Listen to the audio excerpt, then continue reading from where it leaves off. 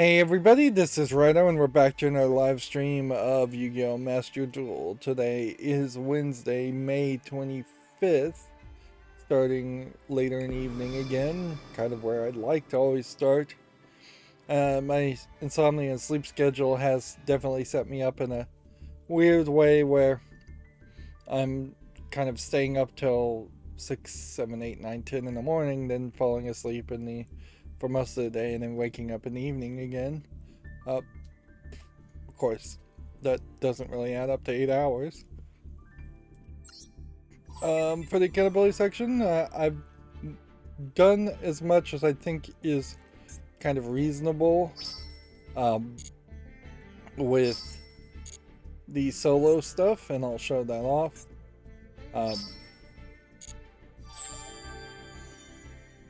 So there's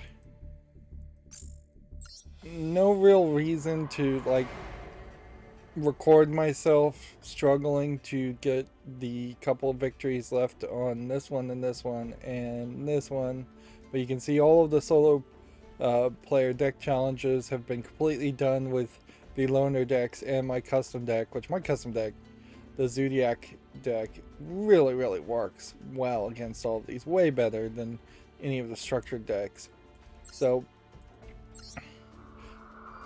I just have to beat these at some point, both with the loner deck and my custom deck, and then that would be completed, and that might unlock another secret pack, because some of these definitely feel like they do, and if that is the case, I'm a little low on crystals because of the secret packs unlocked. I just need to beat this one with the loner deck. And let's see, what do we need to do with this one? Need to beat these two with the Zodiac. Yeah, which that really would only take me maybe 20 more minutes. I didn't do this solo player quest because this would take about an hour, and making an hour-long episode when all the other solo player episodes are 2 hours doesn't really make sense, so I'll just wait until they add some more solo content. Now, if you were starting Yu-Gi-Oh! Master Duel at this point, you would fairly struggle to get through the tutorial and duel training 1 and 2, and then probably really struggle to get through a lot of these other solo things. But doing these solo things would give you some crystals to start opening packs, and that's probably in part why I have so much as far as crystals. Here we have, apparently they've observed that some players are trying to have their opponents surrender through slow play using cards whose effect have been negated. In regards to the above, we've implemented countermeasures to prevent players from engaging in such slow play to create an even better experience for other players. It really will use the feedback we've received from your work on adding features and balancing issues. So they are constantly fighting the concept of slow play, but honestly, I wouldn't be super surprised if a lot of people, myself probably included, would say that they have put in countermeasures for true slow play in they've obsessed about that so much that now you can't play unless you are playing fairly fast. Of course, I'm doing a weird thing where I'm not really paying attention while I'm playing the game, but honestly, they should allow players to pay attention to the game and not surrender and lose automatically, because that timer is pretty brutal. So I have like 13 hours more of secret decks because I got one secret deck and then opened that one secret deck and then opened 10 packs of that one secret pack, and then that unlocked a whole bunch more. And if I had a little bit more crystals, there's definitely some of these decks where it would start to make sense. What it's going to get down to, in particular, is we're going to start to see percentage-wise, where you're going to have I'm gonna have like 60%, 70%, 80% of a secret deck, and I'll just have to generally know in my mind that I have that 60% of those cards, uh, which is kind of a tough calculation. They really could put a percentage uh, number to do the calculation for you, because you'd have to take each of these cards, multiply them by 3 to get your bottom number, and then you would have to take each card you have and add them up for your top number, or vice versa, I suppose. Interesting. The art here is not loading. It's corrupted. And thus, that is actually the art for the card. It's just one big blank screen. Let's go back and try that again. That seems weird.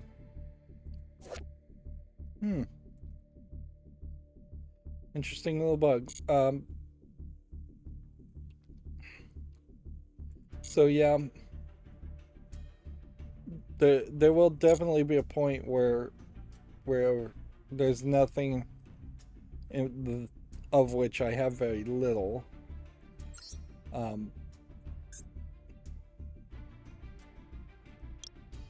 Like this one's kind of a better example of that. There's a couple of cards here, definitely, that you have, but if I were to buy a 10 pack of this, it would be fine. But the danger is you buy a 10 pack of this, you don't get a super rare, then you have to buy another 10 pack to get an ultra rare instead, a guaranteed super rare, unless they've changed that whole system, which maybe they have, because it says at least one super rare guaranteed in 10 packs. So maybe there isn't ever going to be a scenario going forward where you end up spending 20,000 or 2,000 gems instead of winners.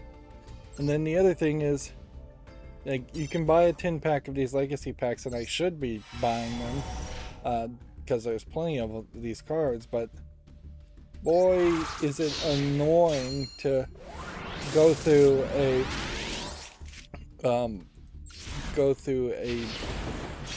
process here of watching the pack opening animation to then only get two cards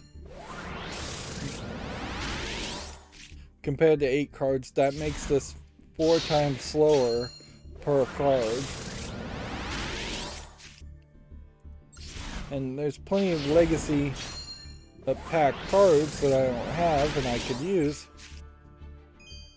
but I don't imagine there's ever going to be a point where I just have a ton of free time to look at all these cards and try and build a deck. The thing that this game desperately needs and doesn't have at the moment is new cards that would change the metagame. And until we get new cards that change the metagame, there's only festivals. It might not be a terrible idea if there was a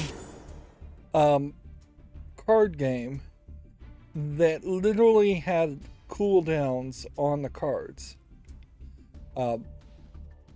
Or even like a level up on the cards which increased the cooldown.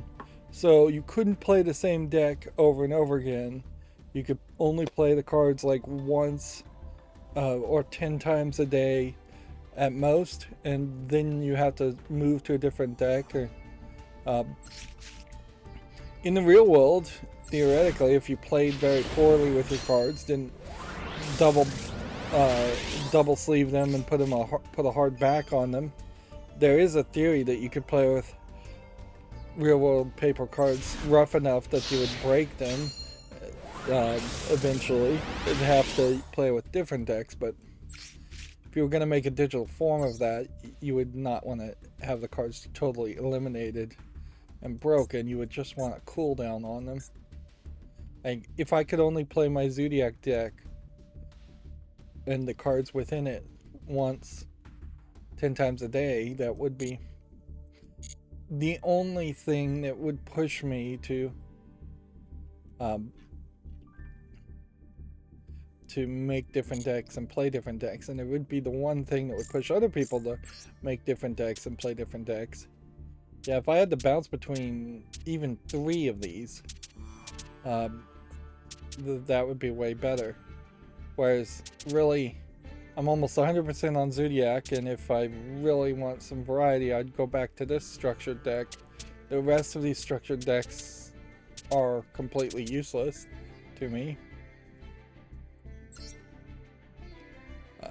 Let's see. I got a new thing from doing this solo stuff, and we couldn't potentially change the field.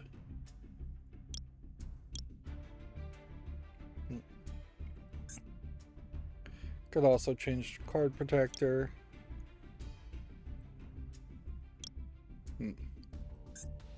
At a certain level, though, you kind of really would just want all of this to be very nostalgic based. And a lot of these accessories are just pointless add-ons. It's kind of ridiculous how they put these accessories in the game as an idea way faster than they fixed the problems with this. I think I dismantled all extra cards, so I don't think I really am going to have a ton. Let's see. Number owned. Sorted this way. Including cards we don't have. We can scroll down and get a general percentage of how many cards of the totality of about 7,000 cards I now have. And yeah, we are approaching the 50% part. I imagine a ton of this will fall under normal monsters. Like, there's very little reason to have normal monsters. Most of them are not playable, and that is kind of the problem with the long-running history of Yu-Gi-Oh! Is that a lot of cards are not playable, and I imagine that's almost everything that's in the Legacy pack is just going to be unplayable cards. But there's just no way to look at these cards and just have all of them in a big screen. When you have 7,000 cards in a collection, I need to be able to look at a good 200 on one page, one screen alone. You can see they're all like squished together here, and even if I was right in front of the screen, I'd not really be able to see it well. Yeah. They probably need to make just random decks that you have to play with, and that would fix a lot of problems. If there was an event that was always going on called Random Deck, and daily quest to play with a random deck, always, that would be fairly helpful. Anyways, let's jump in. Yeah, so for the accountability section, I did some solo recording of Yu-Gi-Oh! To finish some of the solo play, and that's about it. I started a Lego set when the power went out over the weekend, and I've been moving fairly slow on that when I need to finish that. Now, let's talk about the elephant in the room, just enough to say I'm not going to talk about the elephant in the room. There was yesterday a school shooting, although I guess it was multiple schools. It has nothing to do with video games, so there's really no reason for me to talk about it. The only thing I will say is, well, I will keep an eye out to see how quickly, if ever, violent video games try to be used as a legitimate deflecting the blame concept. And if that does come out, and there's a news article about that, we'll talk about that. But honestly, I'm kind of getting the feeling that even that talking point has been abandoned, and now it is more just an immediate knee-jerk reaction of people who have heard that talking point used too much, being upset about how it was used and how it's been overused in the past.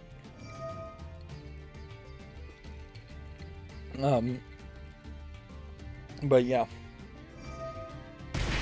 there's really no video game connection there, so it's really not the kind of news that I cover.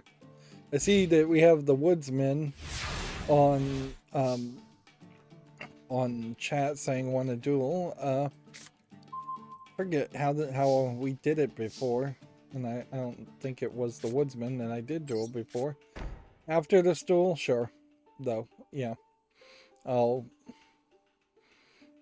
make a room and give me the room code, or I'll show you my friend code and you can friend me. Like, ideally, I think I want people to friend me and try and do duels that way, because I think that's just easier than making rooms. Rooms definitely feel like they're more for groups of friends playing. Plus, if we already are friended, if there ever is a point where we want to duel again, it should be easier. Or theoretically, it should be easier.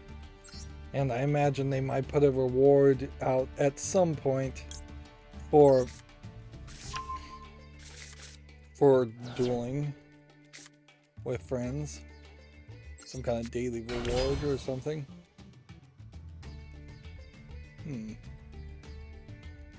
That's interesting. I guess I didn't have a Zodiac. By taking the time to play the solo content with the Zodiac deck, I understand this deck a lot better than I did before. Like, I really have some major comprehension now, whereas before I was struggling with this.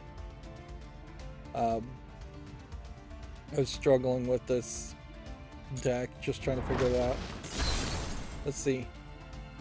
In a weird way, they don't show your friend code. It would make a lot of sense if it was right here, so you could just bring it up at any point. And you can't click on a name to see anybody, which that's a little weird too. So, and I don't think I've updated the description to have the friend code in the video description. I might still even have the Hearthstone friend code in the description, which I probably took that off.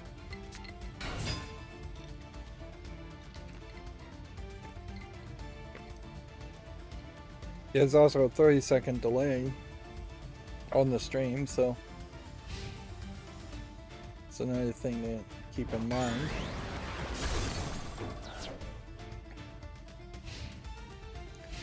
But playing ranked and being about to the point where well, rank up if I win, I don't want to just surrender this game either.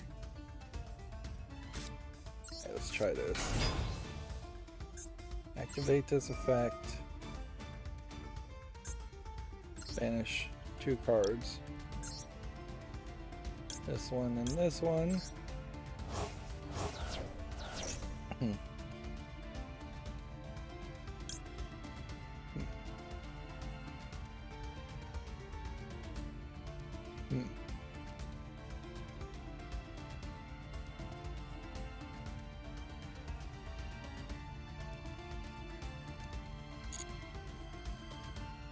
Which one has the most attack? I guess we'll do this.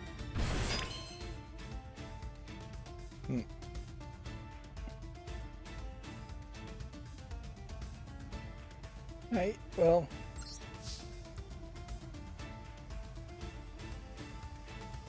Might have been a better way to play.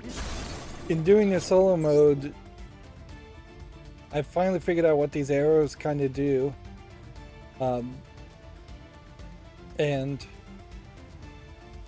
I kind of understand link summoning, which is something that is new to me, certainly, as far as somebody who watched and thought about playing Yu-Gi-Oh! When he was younger, and has not been paying much attention to it. The link summoning, the pendulum summoning, the extra monster zone, all of that is new to me.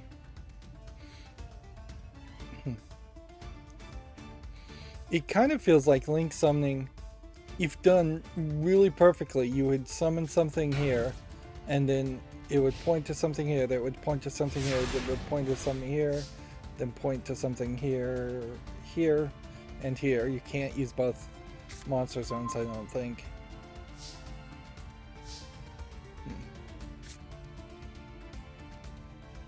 Let's see.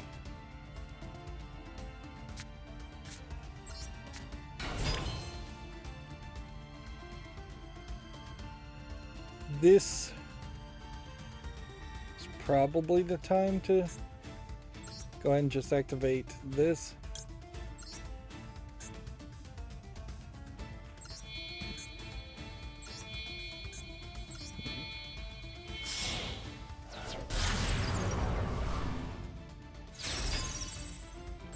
That lets me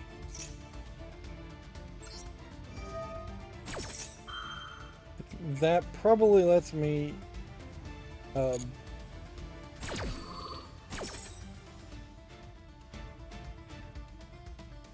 add this to my hand, and then I have to return one, which that's fine. And then banish that.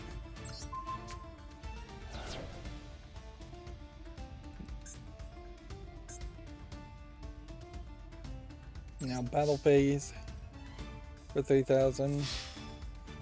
The woodsman said I can wait till your duel's over. Thank you for waiting. Sorry I didn't read out your response faster.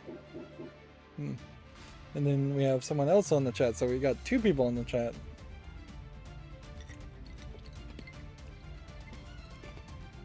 It is insane that having my computer broke for 2 weeks and not streaming is the best thing I've done this whole year for my channel, as far as live streams.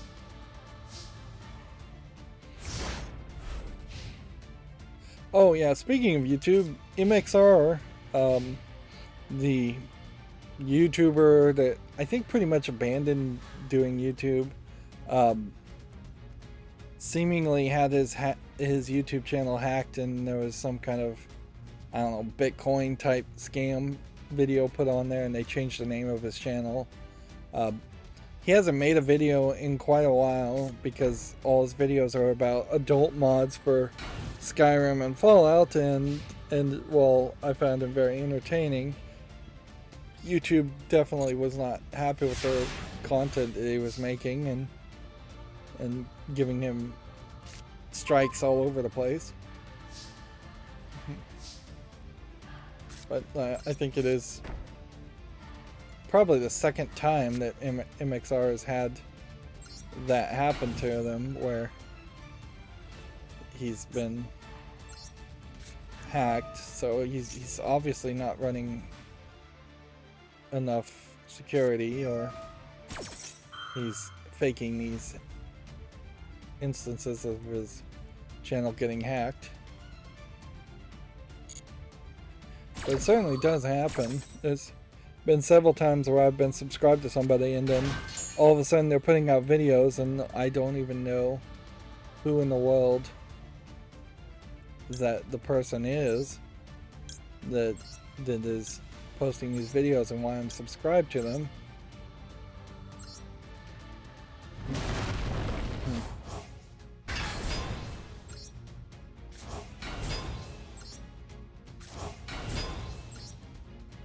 Right, so then that lets me summon a new one of these guys, which probably means I've won.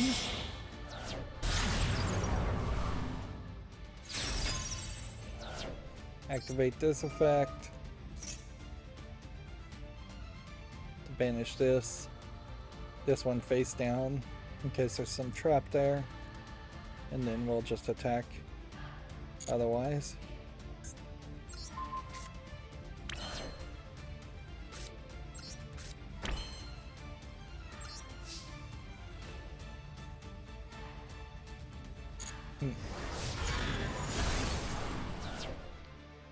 And victory.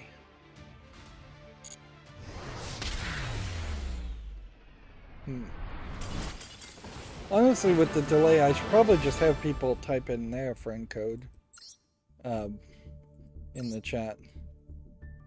Look at that. We made it to gold tier 1. So definitely want to get to platinum tier if we're that close. Got a couple cards. Normal card with no effect. Normal card with an effect. So when does the season end? The 31st. So 6 days. We have 6 days to get to platinum if we can do that. Alright. Let's go with friend code. Add a friend. Not here. Like, does this work here if we could just enter player ID with 9 lookups? Yeah, that'd probably be about the only way. You can't just type in the name. Gamer tag. Enter friend's name doesn't work. Oh, you need the friend code. It's here. Here it is. It's... Can't even read it. Let me just bring up my magnifier. Boy. 837-547-878. That's the code you have to type in. You come over here to friend, click this, type in that number. Or I can make a room, it's asking. We can do it that way too. Let's see how. Create a room. Let's just assume all of this is the same. Okay, room is created. How do you join the room? That's the problem. Room ID in that case would be 242033. So you'd have to join that room, 242033. Which I guess that's a little less typing.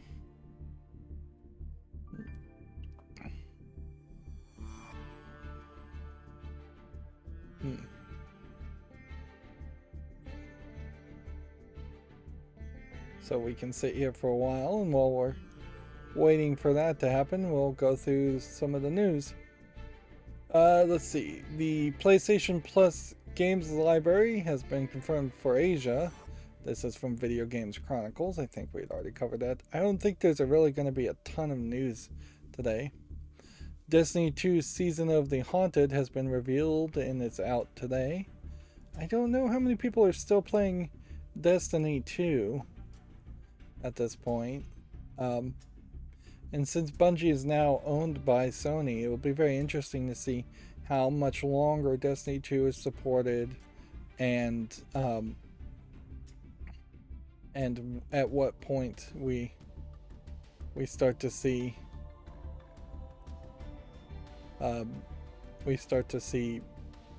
their next thing that they are going to do. Alright, so now we're in a weird position. We had the Woodsman asking to play me, and then Freaker jumped in chat after that, and Freaker's in the room. So I've kind of promised to play the Woodsman, and I'll gladly play Freaker later, but I don't think it's particularly fair to to go out of order. So let's say, give it a few seconds, and then let's see. How are we gonna do this? Now we've got the woodsman and the freaker. This is the problem with the room. Now the two of them are playing each other. Alright, there we go.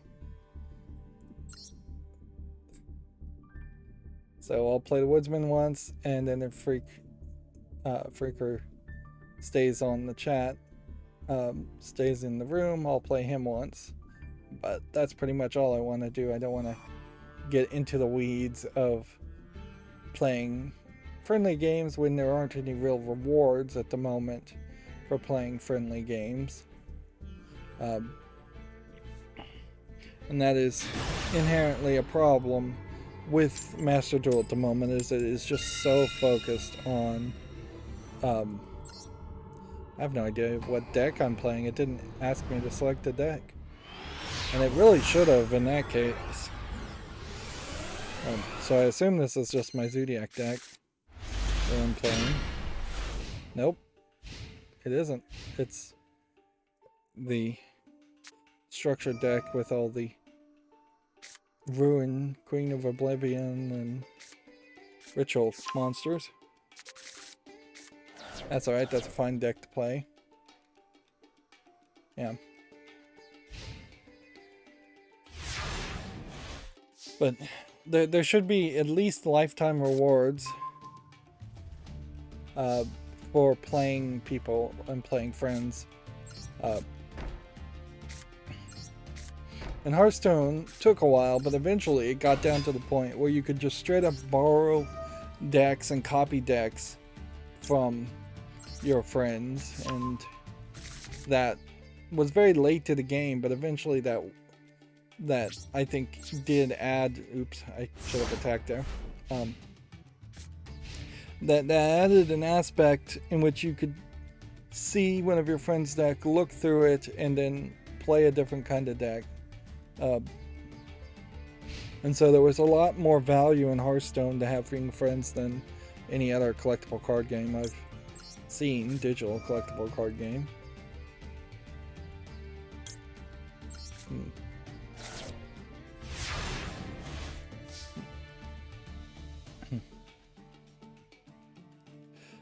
See, Freak said, yeah, I'll watch you, no problem, and then Woodsman said I bricked.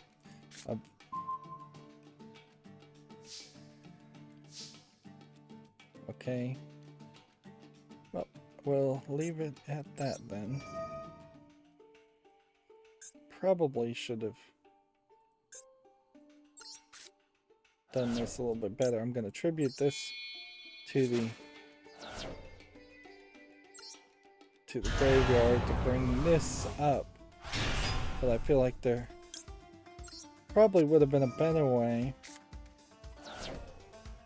to use this. Yeah.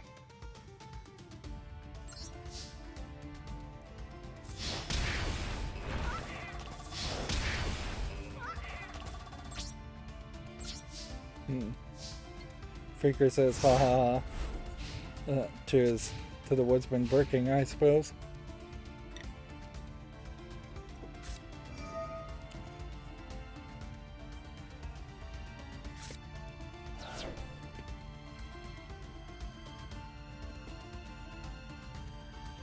Yeah, it'll be interesting certainly to see what Bungie announces, whether they're just gonna try and pretend like they're gonna constantly add more content to Destiny 2 instead of making a Destiny 3 or a completely different game. I have yet to see anything that shows any real ambition. Freaker says, yeah, I always break 2 every month, every match.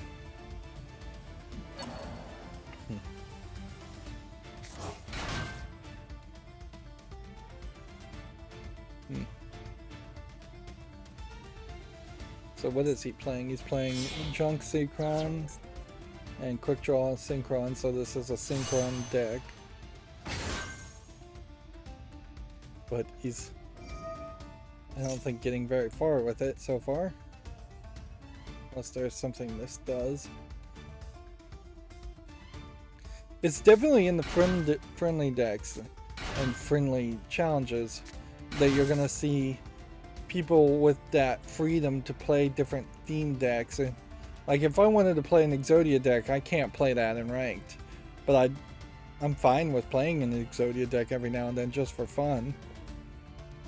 And there really should just be just for fun play, free play, like every other collectible card game, but they haven't implemented anything like that. It's just always ranked play. Freaker says this is a Link Speeder deck, which I'm not in any way familiar with any of the decks enough to know what that does, but it seems like it has. It does get him to a 3000 attack character. Or he corrected himself and is now calling it a synchro combo deck, which, okay.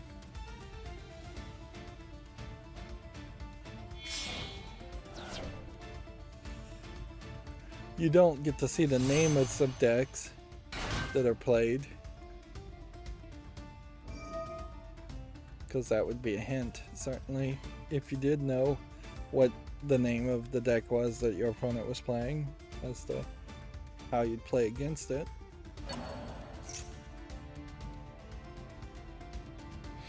This definitely feels like one of those decks though where you end up having to do quite a lot in one turn, which that's kind of, this is exactly a great example of the problem with Konami just labeling slow play as being a problem, is that Yu-Gi-Oh! As a card game is a fairly slow game, because you can just do such an incredibly large amount of stuff per turn. And maybe there would be some logic in having a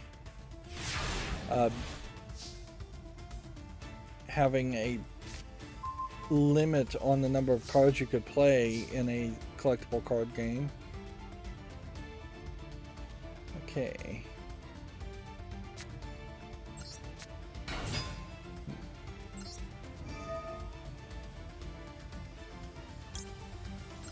So we'll play that for the return. Special summon that. Getting rid of these two.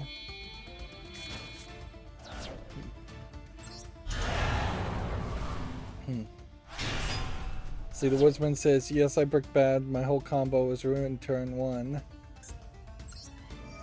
And unless some of those are immune from being destroyed by infect, my strategy now kicks in. Which leaves him with one turn to mount a defense, knowing that I can pay 2,000 to destroy all other cards on the field. Woodsman says I lost. Oddly, this Demise King of Armageddon, Ruin, Queen of Oblivion deck, it's not actually that playable once you start to getting up to gold in ranked play.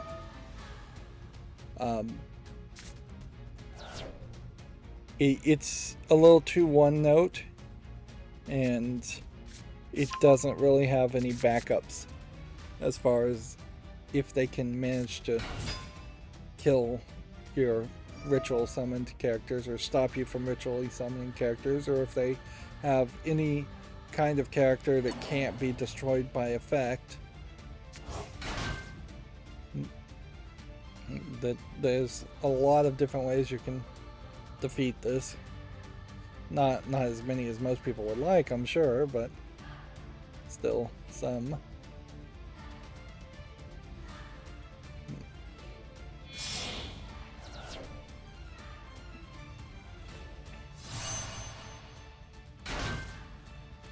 And of course you're paying 2,000 life points, so if you could get some massive direct damage going where you get me down to at least 1,900 life points and I can't attack to do 1,800 life points, I could buy you another turn, certainly.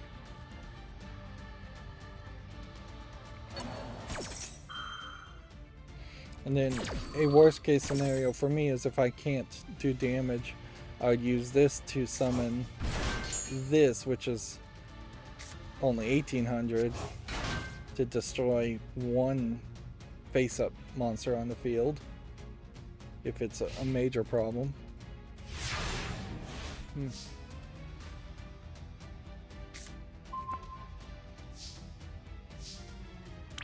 But we'll see what happens here. Woodsman says, good game, I lost. I can also activate this, which would bring in just another one of these spell cards. And another one of these guys. This card can attack a second time if it destroys a monster in battle, by the way. For this girl that can do that.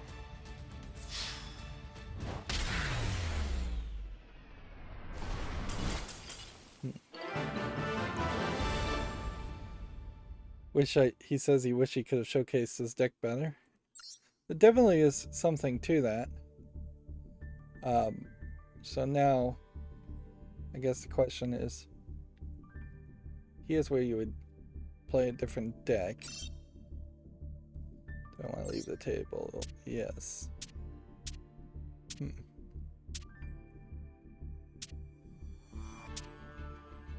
And I'm just going to pick a random deck here that I haven't played in a while. And we'll play Freak.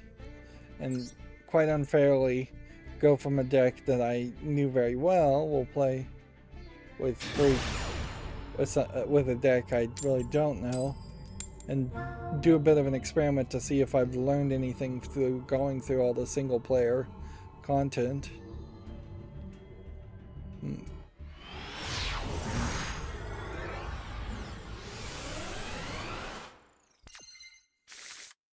Let's see.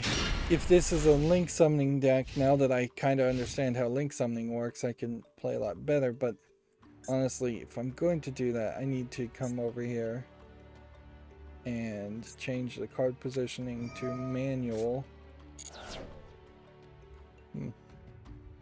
Woodsman says, can I get one more duel in the hopes of showcasing my deck that I was supposed to play? Okay, I guess after this we'll do one more duel, but that'll be the cutoff. I'll do one more duel with you, then if Freaker wants another duel, I'll do a duel with him. But yeah, I really do want to get back to ranked fairly quickly here. And I need to talk about news instead of 100% focusing on the game.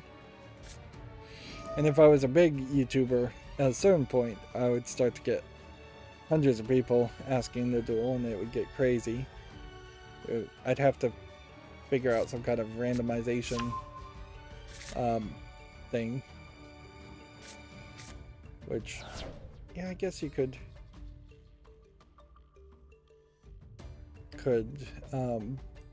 do something like that.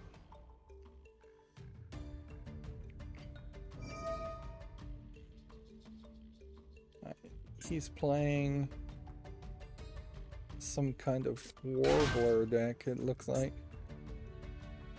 I don't know what a Warbler, some kind of bird deck? Wind XYZ monsters. That's, I know what this card does.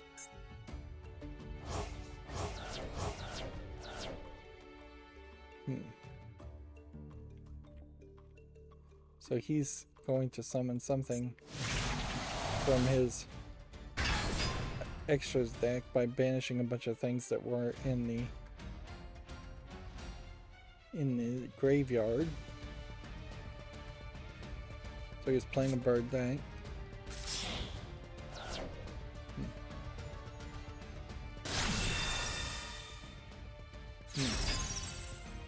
Does look like this might be a link summoning deck also.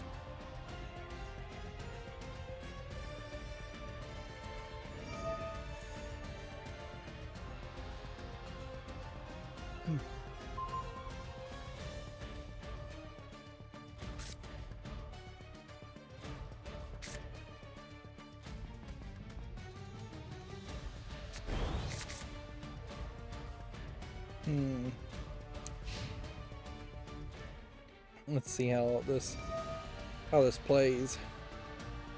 Seems like he's managed to get a decent amount of attack.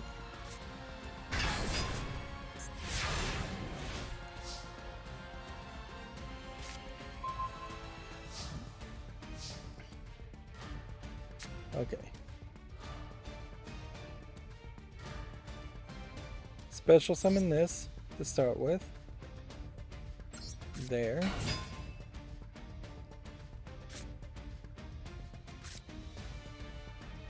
Tribute one monster to make him tribute another monster.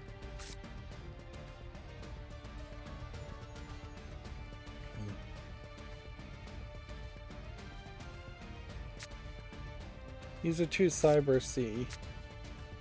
So if we get rid of this one, and then this one.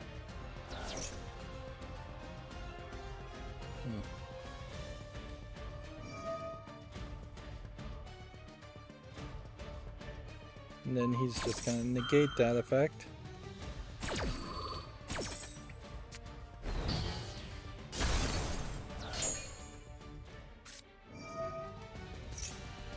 Well, that went poorly.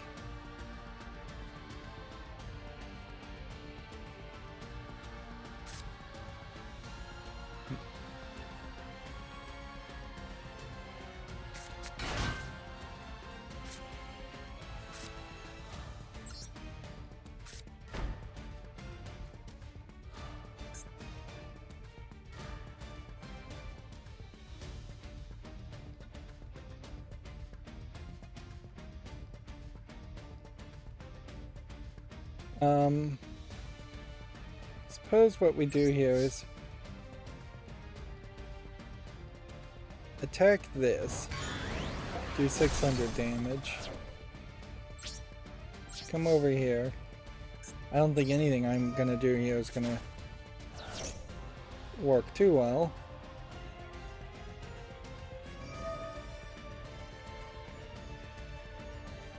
Just gonna negate another card, negate the activation again.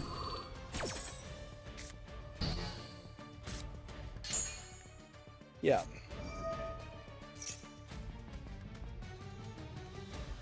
Yeah, most of these structured decks that you start off with and that the game gives you are not really playable, are they? Still.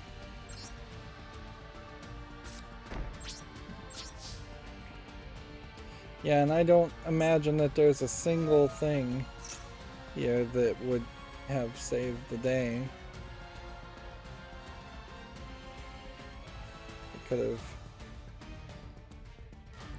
summoned that if I had a normal monster, and then that would have let me put something there if I had something there.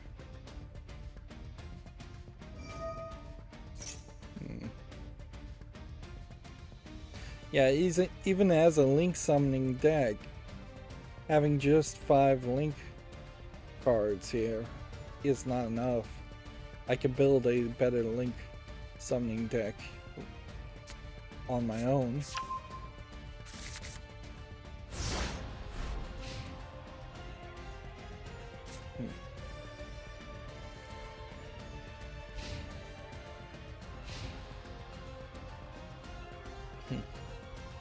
I'm gonna start falling asleep here. Just woke up and I'm already tired. The Woodsman says, I feel that my deck doesn't brick it is a platinum ranked deck. Well, I'll applaud the ambition there. I think if you want to stay high in platinum, which oddly Yu-Gi-Oh now has a diamond level above platinum, which doesn't make any sense.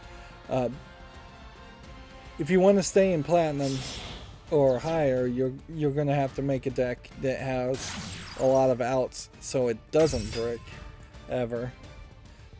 Theoretically, any deck, if it doesn't brick, is a platinum ranked deck.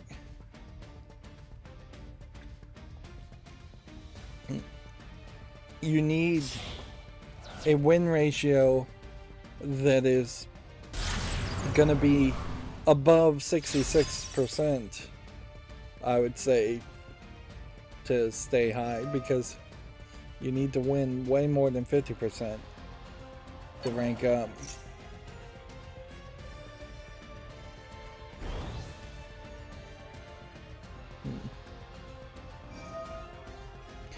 But I will say that Yu-Gi-Oh still doesn't really give you great reasons or opportunity to tinker with your deck too much. I have not really tinkered with any of my decks. I've barely spent any energy on building decks at all. I simply went online and found instructions to make a Zodiac deck and made one that I could afford. As far as crafting points, it's not quite to a one-turn kill. Oddly, if I could reflect the damage back between these two, that would be enough to win for against him, but if he just attacks, he'll be very close. I just need to find a way to do 300 more damage after that.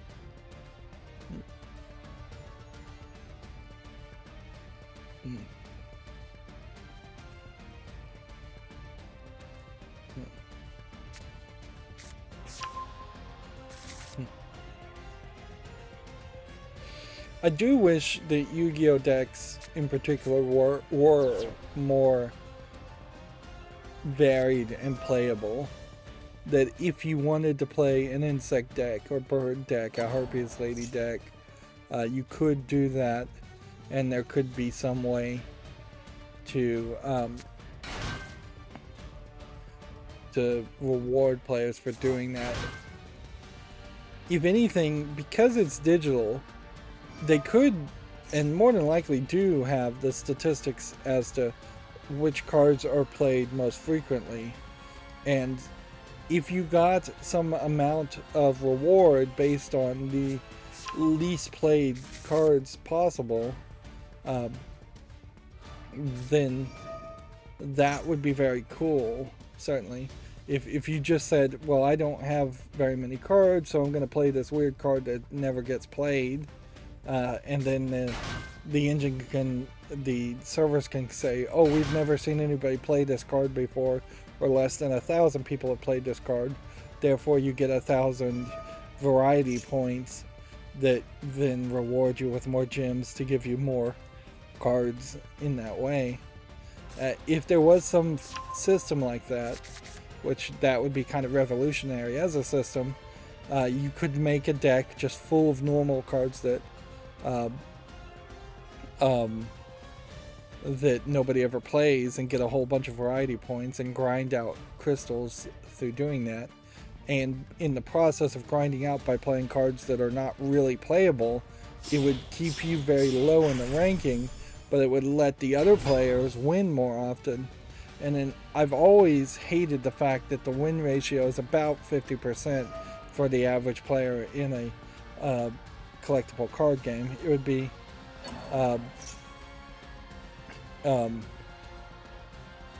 it would be kind of a great scenario if you could encourage people to basically lose and let people trying to win more often. We can see now we have a third person on the chat named Hans the Goat, who says, "Hey, try to play me." Which, okay, I promise to play the Woodsman one more time, and then I'll play Hans the Goat. And I guess at this point, sorry if this isn't particularly fair, we'll just have to make a line of get in line through the chat if you want to play me, maximum 2 games. And don't double stack where you want people to play. I'm just gonna go through these decks and see if I can play them. Right, the Woodsman. That's what we promised before.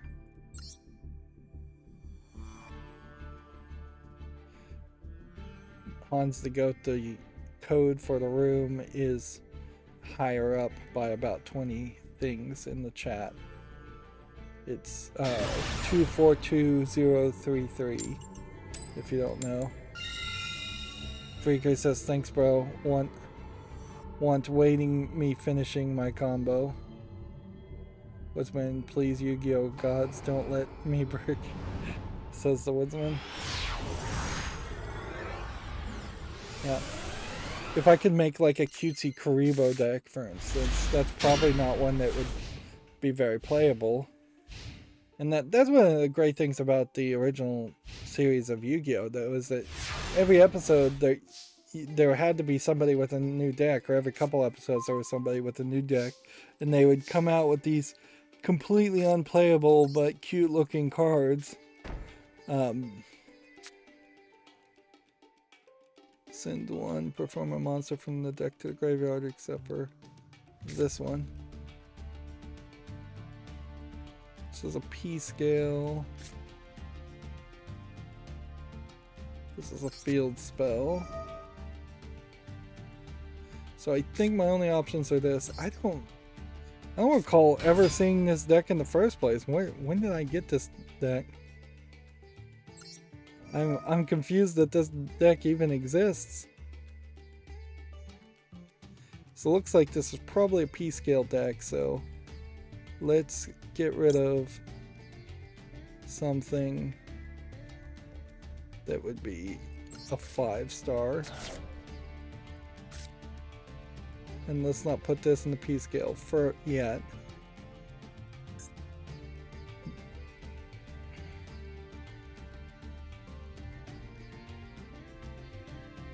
You can target one other face-up card you control, destroy it, and if you do, add one Odd Eyes card from your deck to your hand. Would I have a reason for an Odd Eyes card at the moment? I don't think so. So let's not do that. Let's see. Hans the Goat says I'm in. The Woodsman says this confirms Yu-Gi-Oh! Hates me. Yeah. Well, it clearly seems like, if I can speculate a little bit here, that you need some draw advantage in the deck you're building. You need something like Card Destruction, or Pot of Greed, or one of the other pots of something that would give you more of a draw if you're looking for very specific cards. On the other hand, instead of having draw advantage, which isn't really as good as it sounds, you very possibly just need stronger cards overall. Let's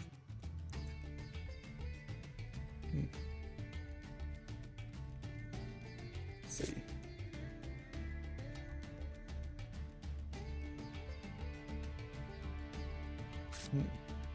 Like, if the actual value of the cards, if the attack, if the defense, if their synchronization with other things.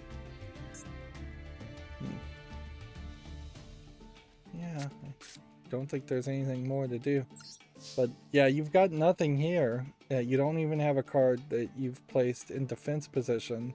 So you're either desperately trying to hold on to all the cards in your hand to play some very large combo, or you just aren't drawing any monsters, and so your ratio of monsters is not high enough. There should have been at least some defense monster here, or something that was a flip monster or defense monster. Even like Morphing Jar might be, or Cyber Jar might be something. I don't know if you can actually play Cyber Jar. That might be. See, Woodsman says, I have a bunch of draw cards, but it's not giving me them. At this point, I need to reload. Or Magical Mallet. Yeah. Whereas the strong decks I have, particularly the Zodiac deck, it does not matter what 5 cards I start with, there will be something in there that I can play that will synergize a lot. And see, I don't even know what this deck does, and it's still working fine. Is this a Pendulum monster? No.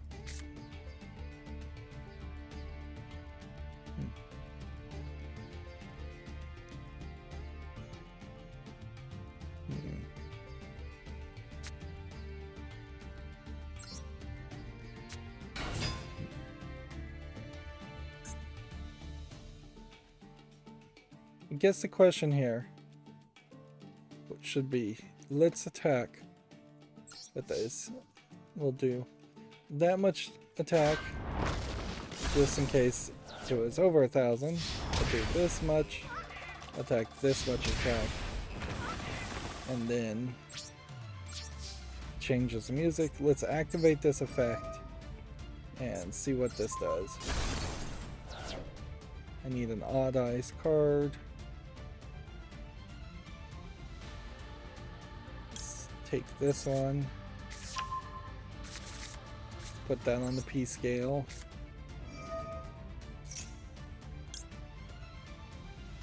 I'll activate this effect.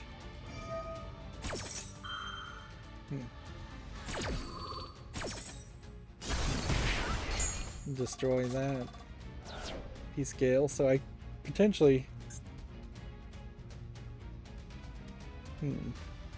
if I had 2, it would have added another Pendulum card. If there had been 4, you can banish a card, and if there had been, or if there had been 3, that you could banish a card, and if there had been 4, yeah, the Wavering Eyes, and from your deck to your hand. It'd be fairly unlikely, though, that you would have 2 people playing P-scale decks over and over again.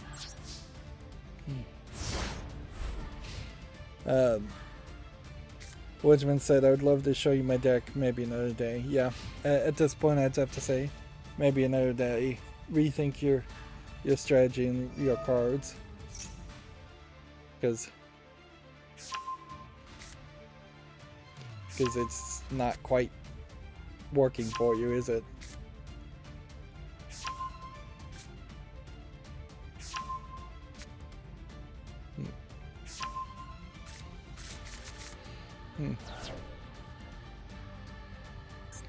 And I would say this deck is probably somewhat playable at lower levels, but not super playable at higher levels.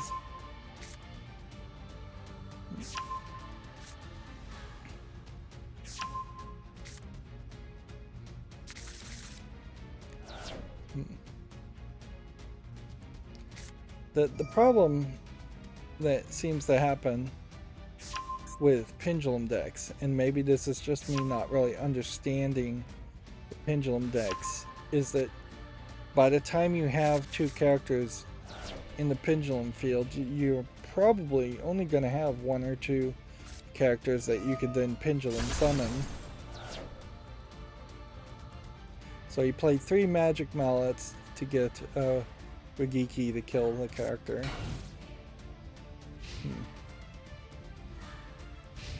And put down a face down card.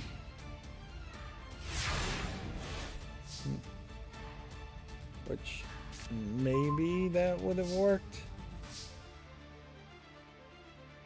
Let's see.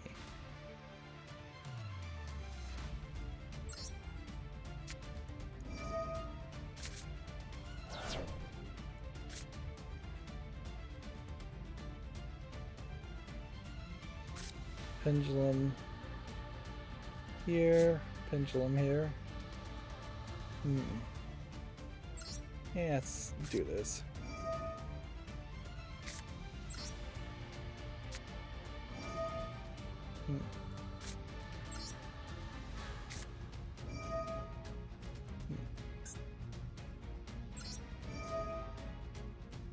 Target it, change their pendulum scale by 1. So for this card we want to increase it by 1, and this one we want to reduce it by 1.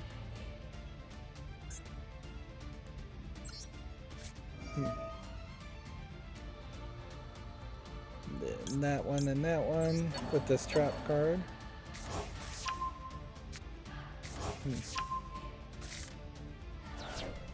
Which then lets me pendulum summon that one and that one.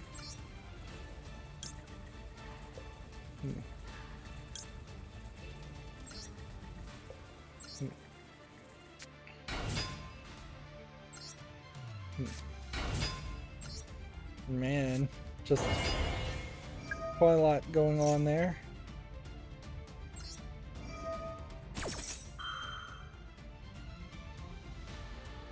Was this one? No, it's not tribute that card.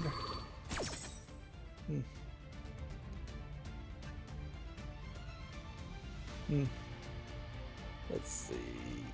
Let's do this. The Woodsman says, Omiji, after all the magical malice is I still brick.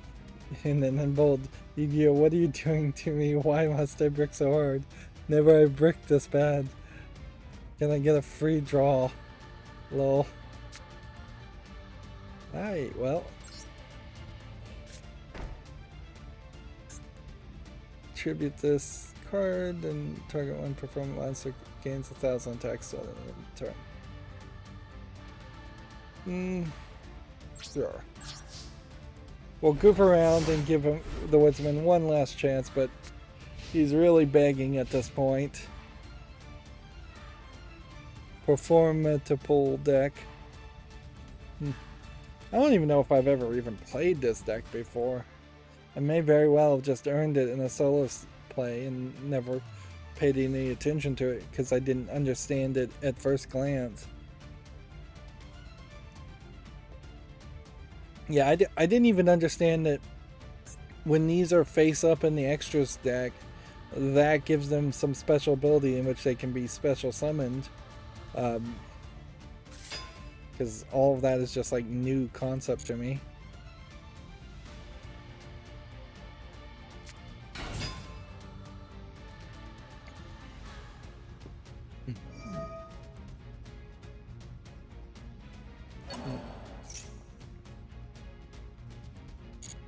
Let's see, 31 cards.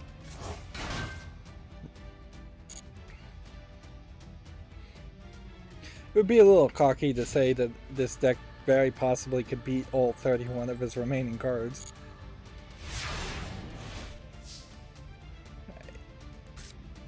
Let's see what the last thing is.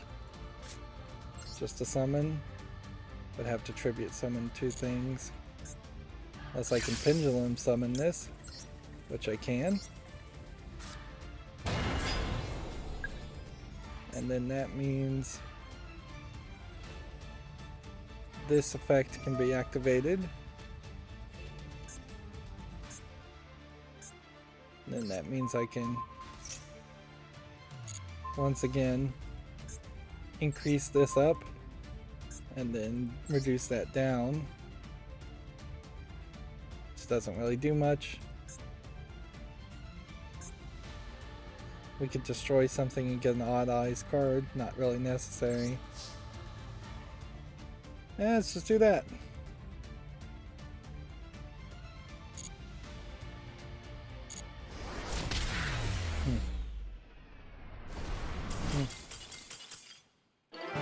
Let's see.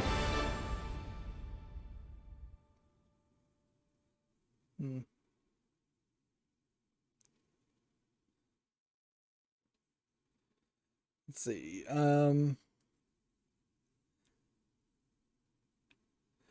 Woodsman says, and I lose. Yu-Gi-Oh's on some BS today, lol. And then Hans the Goat is. Let's see. We're waiting for Hans the Goat. Which one? Magician of Pendulum. Contract of the Universe. We'll try that one. Breaker said Hardbrick RP Woodsman. Here's Kendrick. That's who said he said that was his name. Hans the Goat said that was his name. There. And then the Woodsman says, so what happened with my deck? I get 3 level 12 negates and a level 8 negate on field turn 1. Yeah, that sounds like it's not balanced. Ooh, he's Platinum 5. So this might be a bit more of a challenge.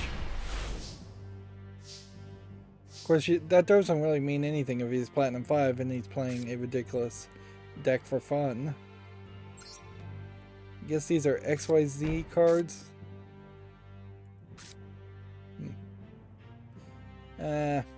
Oops.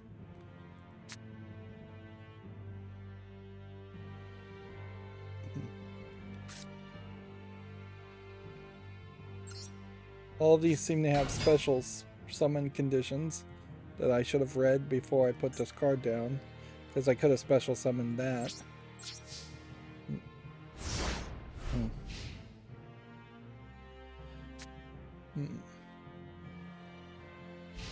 Woodsman asking if anybody else wants to duel.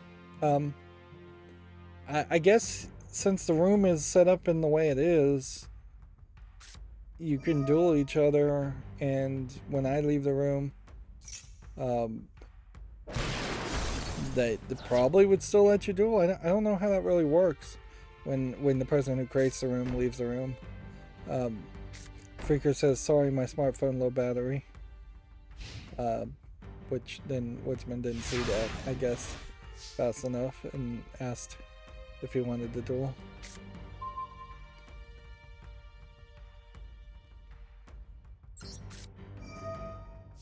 But yeah, after 2 big losses, that is definitely time to go and build and change your deck up.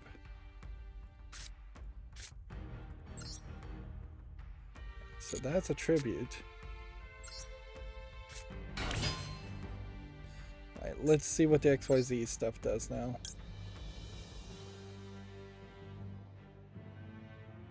Well, it's 2,500 versus 2,900. So you want to attack first, separately. See if that activates any traps.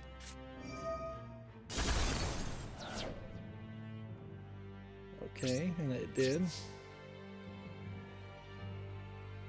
And set a card, I guess.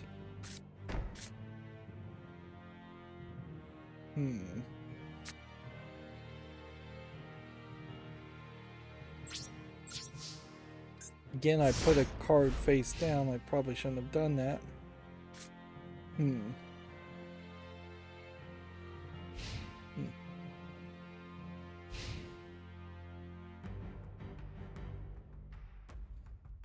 The Freaker is saying why some people use True Draco for every festival.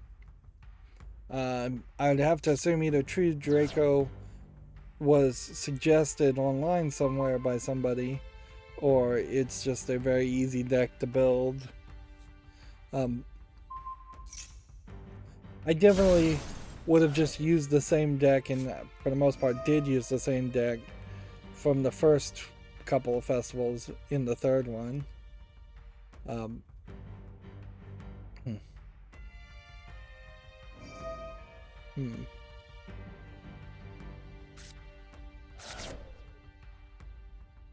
But yeah, there's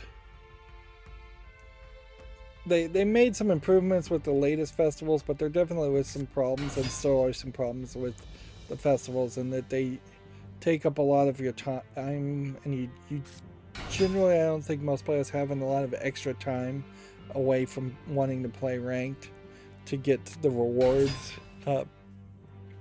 Every festival that has happened, I've had to take a special day to play extra off screen just to get all the rewards. And they made it a little bit easier, but not by much.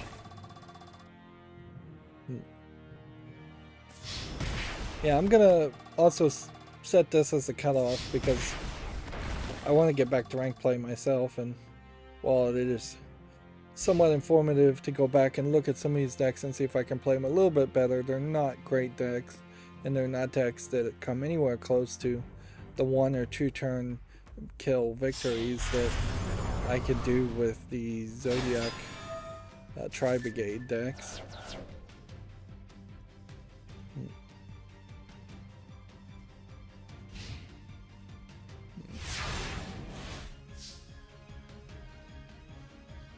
So he got me down to 4,000 and put a lot of things in the graveyard in the process.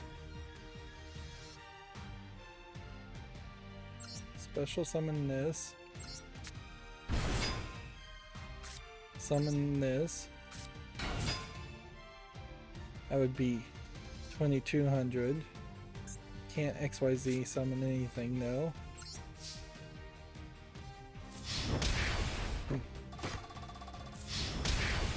And seeing as he has only 1 card, it does kind of feel like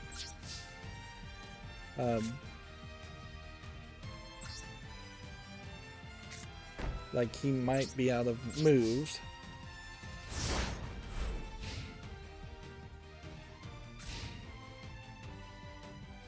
Unless he's got some great move. Freaky says, I always meet True Draco plus Monarch Erupt. That's a combo. That's the combos that suck.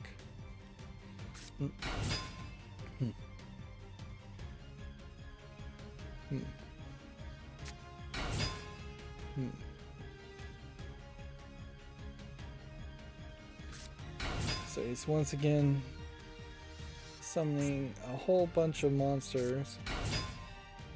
There are 1,000. But that's not going to do anything for him. He'll kill 1 character. Unless these have some effects.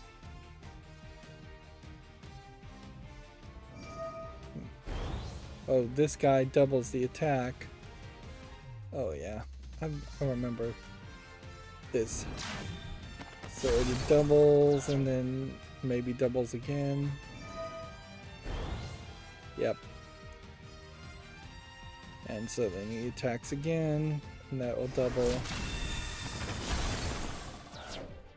So you should now be at like 8,000. It's a strategy.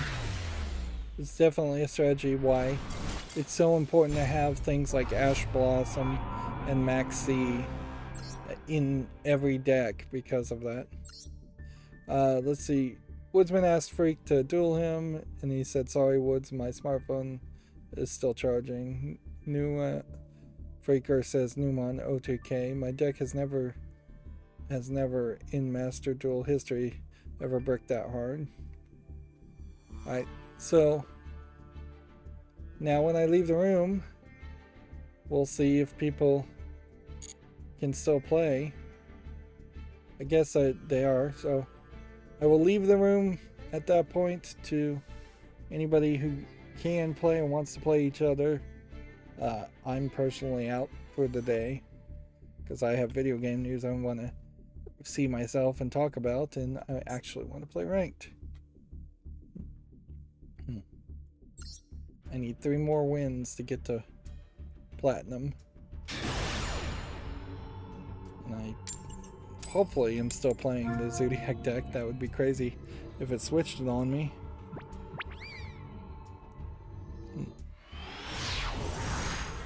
While this is loading, we can start going through the Video Games Chronicles articles. Sony says that including trophies in the PlayStation Classics games is optional for developers, although it probably is a case that most developers will be heavily encouraged. And Sony has also confirmed that PS3 games still won't support DLC on PlayStation Plus. Several of the confirmed titles featured DLC. Like, this is an odd image to use, certainly, as it's not a game that most people would recognize. This is one of those games that I wish had succeeded a little bit better. Right. Let's just go ahead and use Max C as a way of countering and negating, just to start off.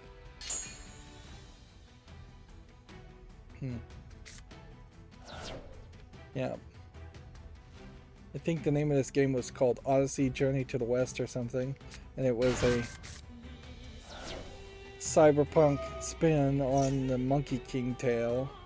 Perhaps it was a little bit too Chinese in its narrative, even though it really was a Western game to sell. Or I'd imagine the main thing that it really suffered from is just not having enough advertising around it.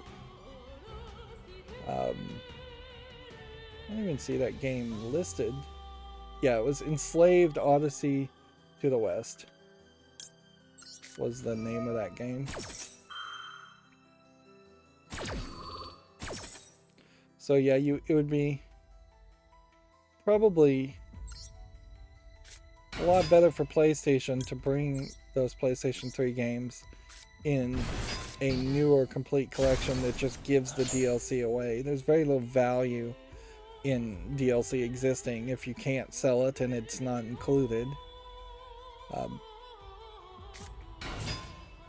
Like Azura's Wrath not having its DLC is effectively Azura's Wrath not having its ending, because the true ending is DLC.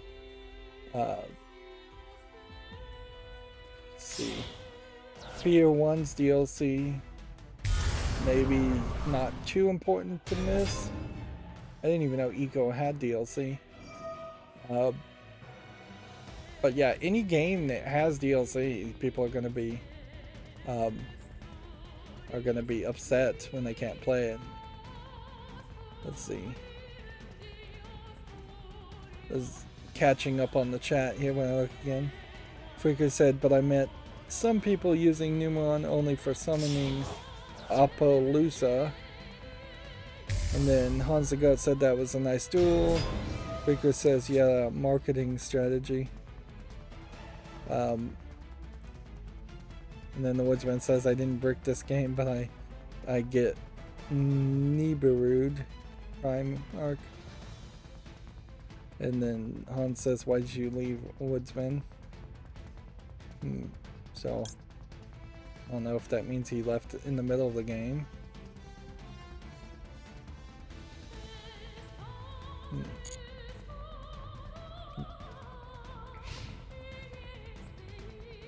Need to focus in on my own game.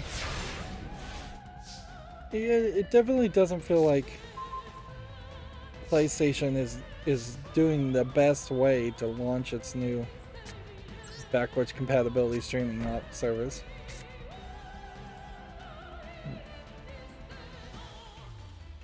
Okay. Send that one to the grave, send that one to the grave, then summon this. I think is what we want to do.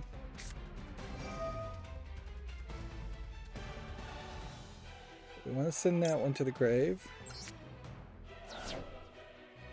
And then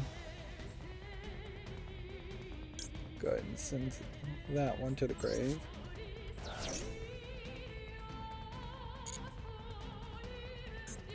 Attack half. Attack half. Activate this ability. Send that to the grave. Activate that ability. Give me this. Summon here. Activate this effect. Banish cards. 3 cards was not quite enough. 1, 2, 3.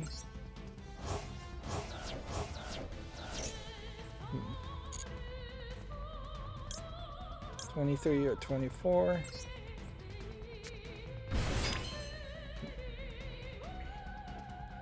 And attack.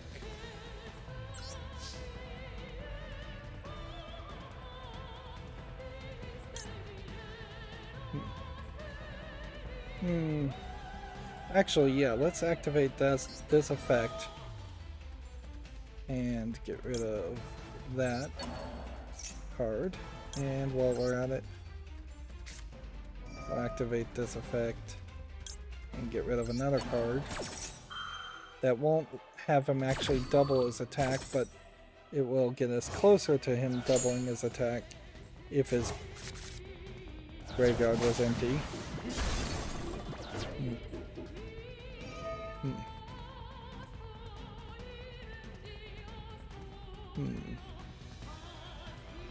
Let's see. He's taking his turn. Let's see, the chat says Woodsman said he left because if Chunk Speeder gets negated I lose. Oh okay, says Hans the Goat. My Dyna deck and Exodia deck are cheese decks but are decent. Woodsman says, well, I'm gonna go eat dinner. Okay. Oh, trying to duel, never mind. I'm playing rank 2. Alright. So I think we're slowing down somewhat on the chat. Okay. And in the turn there.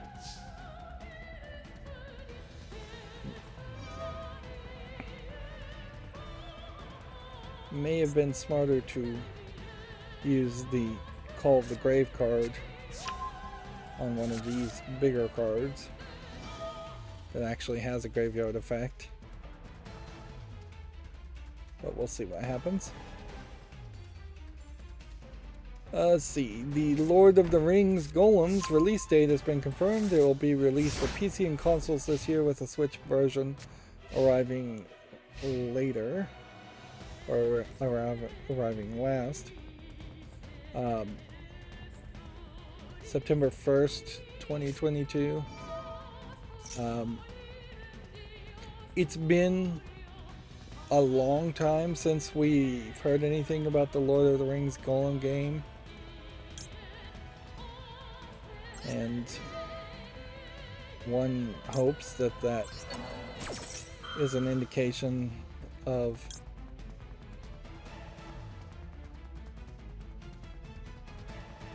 maybe some improvements that are going to happen to it, and that it's just been secretly worked on. Of course, I assume this Golem game is actually a Warner Brothers project, and with Warner Brothers being acquired and sold,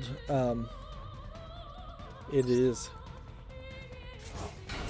possible that they are just shoving this game out in an unfinished state to be done with it.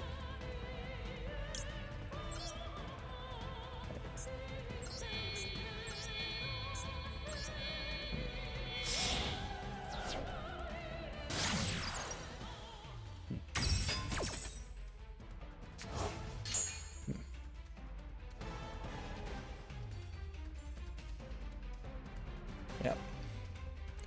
Feels like he's probably defeated at this point, unless this card or this card does something big. Actually, I'll probably just play Harpy's Feather Duster and gain some certainty there.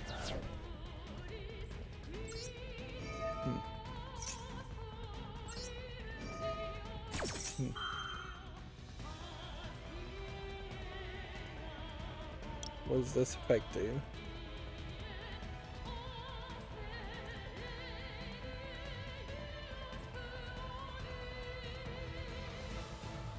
This might do something.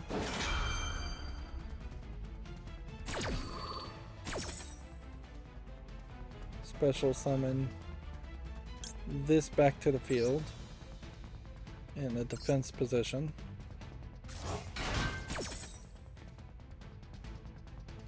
And then send that to the graveyard. And then take maybe this again.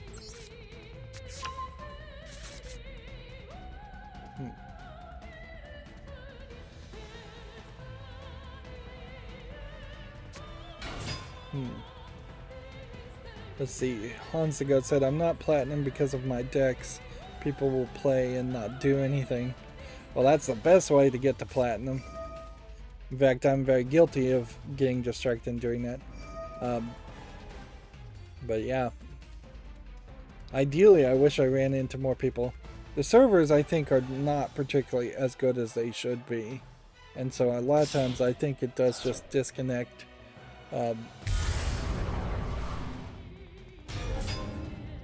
when people are actually trying to play. The Konami servers seem to mess up.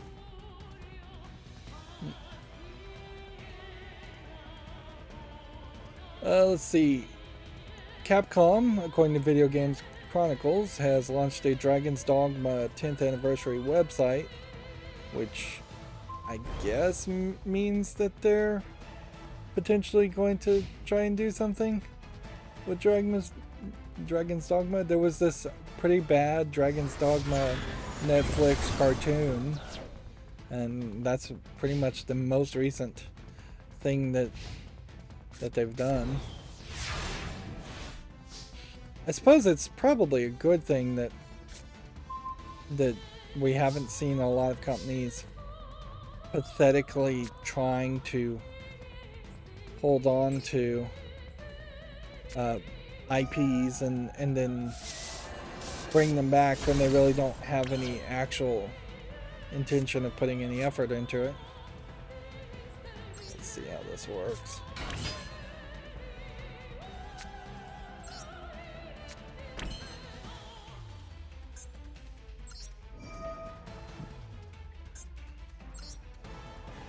Banish 4 cards now. 1, 2, 3, 4.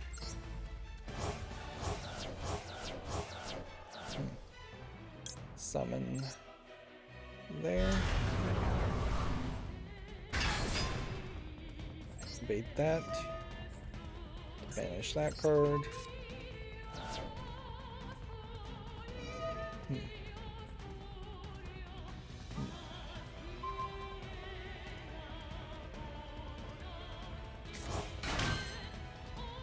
Okay.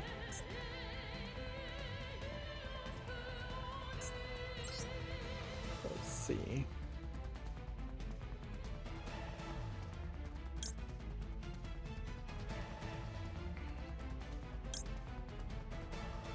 I think the smartest move would be to just bring this back to the field.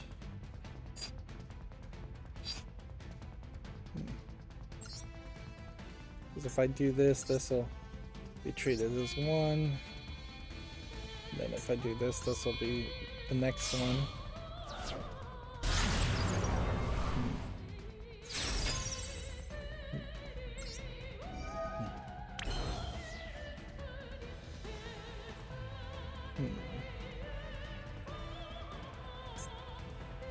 If I try to activate this effect, I can't do it, so now I have to get rid of that card. Which sucks, but whatever. It doesn't matter.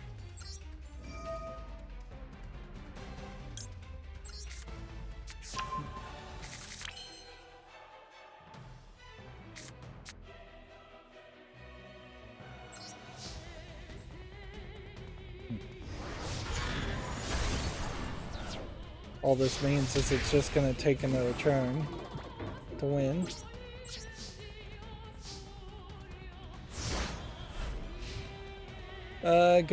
Video Games Chronicles has their article about Ni no Kuni Crossroads, which is the mobile game spin-off of the Ni no Kuni series. This is one of the bookmark stories that's going to pop up several times, I think. Let's see. Users apparently are claiming that PS Plus upgrades penalize those who use discounts and stack subscription. Sony is accused of anti-consumer upgrade options in Asia. I wouldn't be surprised if there is some truth to that. And in a larger narrative, it might be yet another example of Sony of California, now that they're in charge, really not treating the Asian markets as well as they should.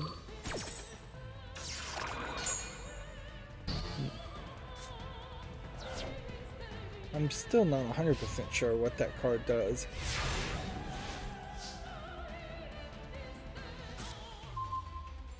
Okay. Summon this. Activate this effect. Banish cards. I'm running out of things to banish. This is part of the problem here.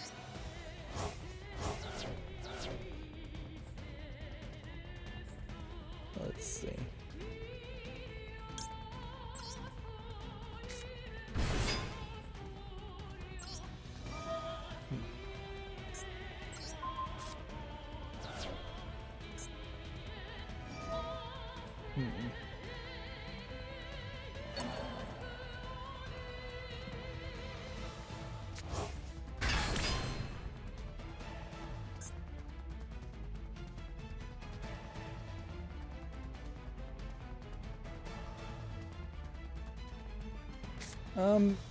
Yeah, let's try this effect. Go ahead and discard that and that.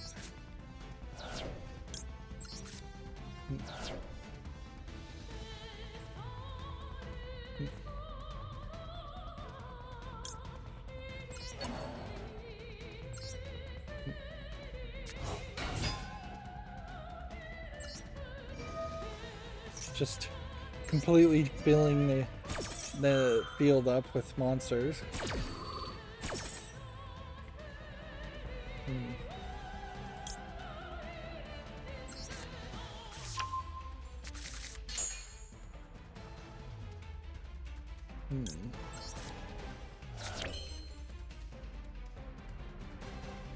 And see, at this point, if I was to special summon something, I think you probably just would want to special summon this.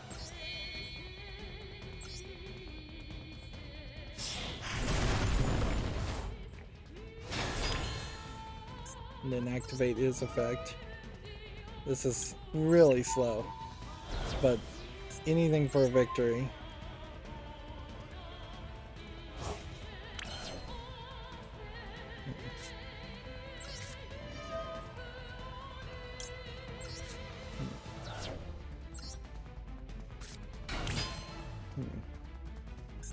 See if I was to special summon something now.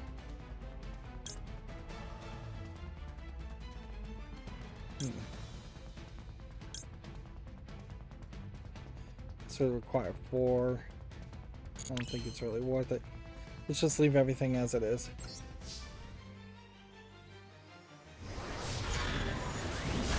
Leave everything as it is and take that victory. He's got nothing. Close to nothing. Unless he can just constantly re-summon things.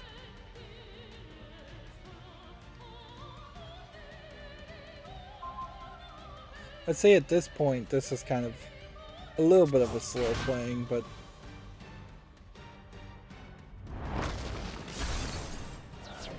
we've got it now. Take that victory.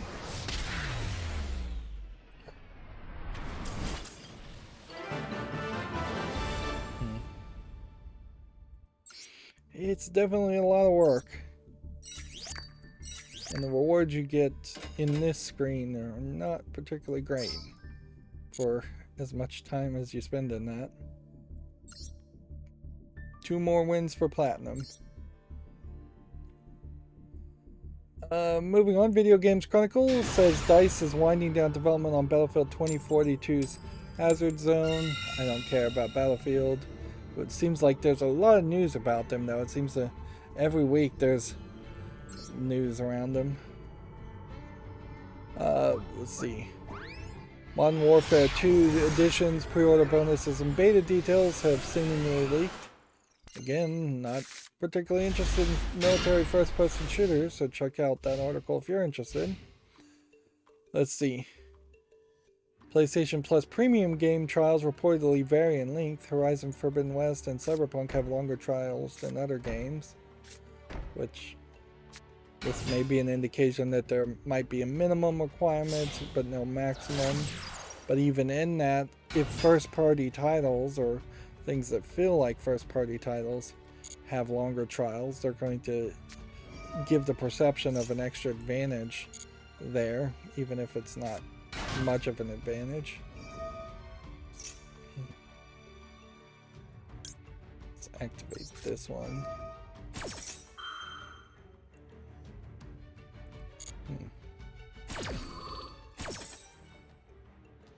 Put this base up. Summon this base up.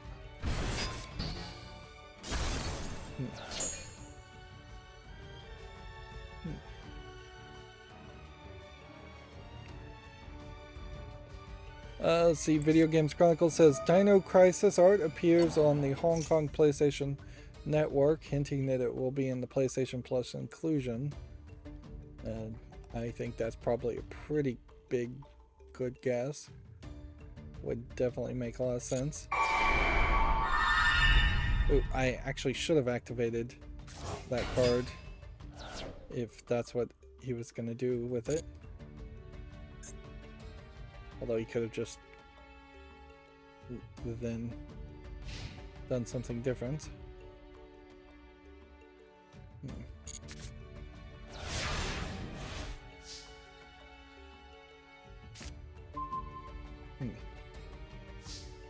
See if we can play our way out of this. Activate this. Destroy all the spells and traps. And then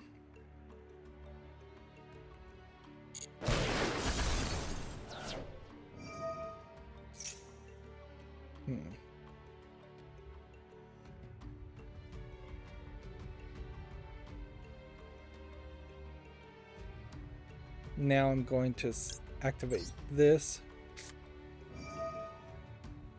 and remove that card from the graveyard so it can't affect it.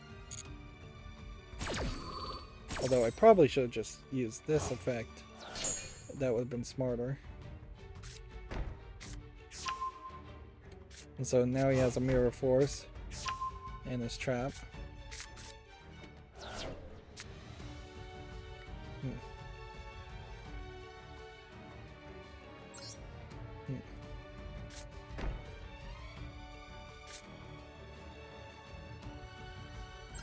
Set that, I guess. Probably would have been better just to have destroyed those 2 trap cards. I don't know if I don't think I have anything here to win. Let's see, moving on. Forspoken has been rated 18, I guess 18 plus, for strong language, alcohol use, and in-game purchases, which this is by the PEGI rating board in the UK. So in-game purchases are being included in the consideration.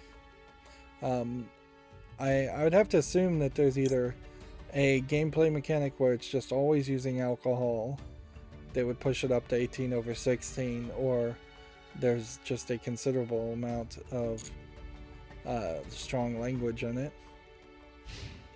Sadly, though, this is kind of the only new news we've had about Forspoken since it was first kind of teased and announced. And we if that is potentially going to be a game that people care about, it needs a bit more of an explanation as to what it's going to be as a game in general. Right. This guy doesn't seem to want to play.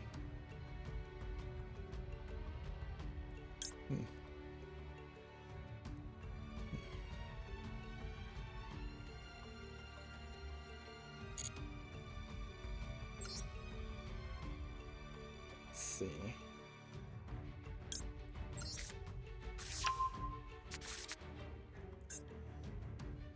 Don't have anybody in the field for hand.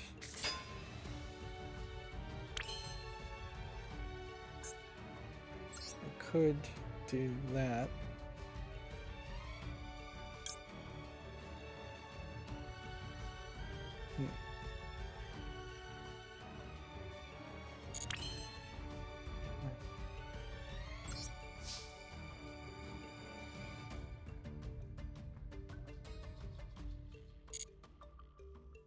Probably just gonna let me attack and not activate Mirror Force. We'll just have to see how stupid this person is. Not that stupid. Okay, well, I gave it the college try. Do this. Destroy that. Destroy that.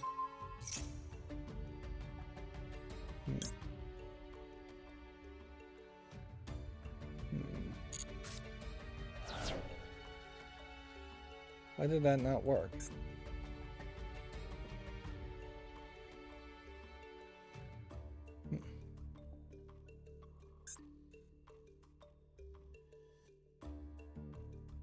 What just happened there? Why was that protected like that? It's weird. It's always weird when you have something happen and you just don't understand why it happened.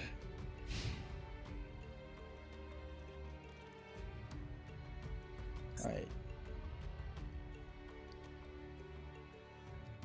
Yeah, I definitely need to do something here, otherwise this is just gonna take forever.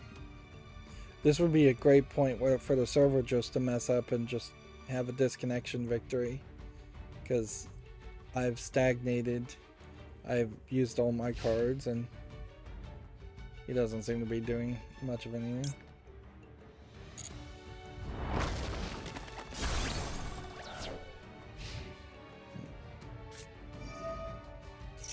There is ways this could turn around, certainly, but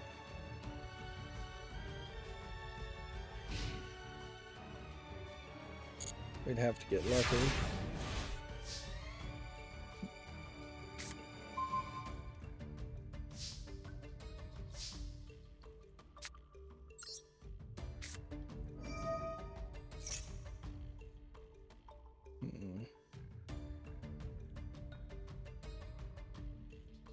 Let's see. Video Games Chronicle has an article here. A group of Activision Blizzard employees have formed an anti-discrimination committee. The 12 staff members have made a list of demands to improve conditions. What's funny here is if it's a real committee, then it would have to be authorized by Activision Blizzard. If anything, giving a list of demands doesn't make it feel like it's really a committee as far as much as it is a union by a different term, like that they are just bending over backwards to not call it a effort to negotiate for better work conditions under unionized effort. If you don't want to call your organization a union, that's, I guess, a different thing, but which definitely the phrase union has been turned into a dirty word in a lot of people's minds, so yeah.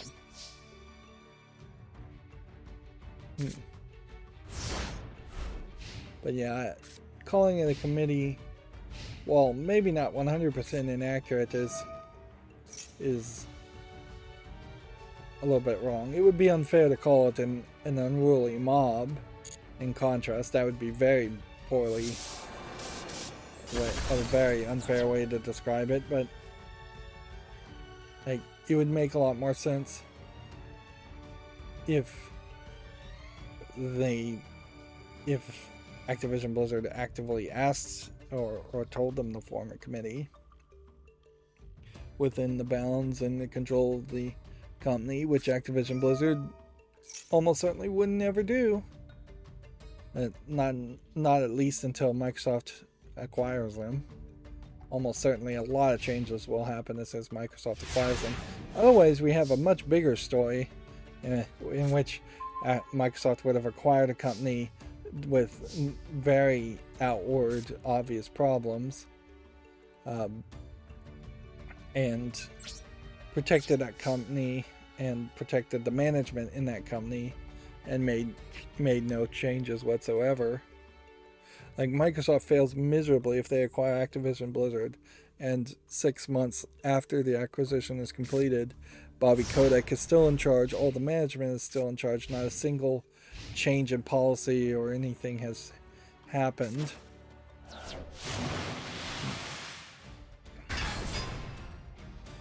Okay, so he summoned a card for me.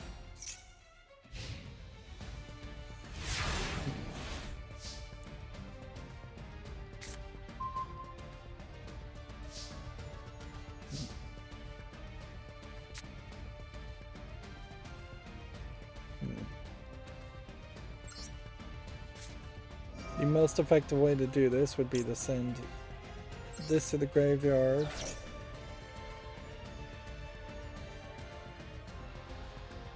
And attack that. Divide that by half. And then set this card.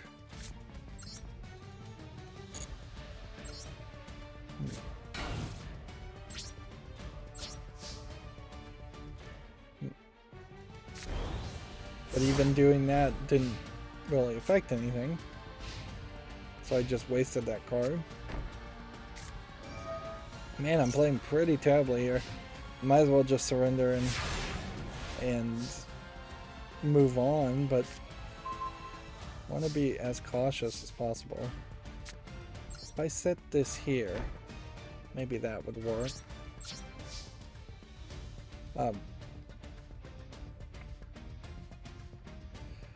Let's see. Video Games Chronicle continues with the story here. Sony support email reportedly confirms that players have to pay back PlayStation Plus discounts to upgrade. The new service launched this week in some Asian territories. Let's see. So that sounds incredibly bad. The update to the story says Sony Interactive Entertainment claims a technical error was to blame for players being charged extra to upgrade to different PlayStation membership terms if they had previously purchased discounted memberships. So now they're blaming a technical error, which I don't believe. Freaker says Trap Tricks annoying. Maldoche / Trap Tricks, is that what they're playing here?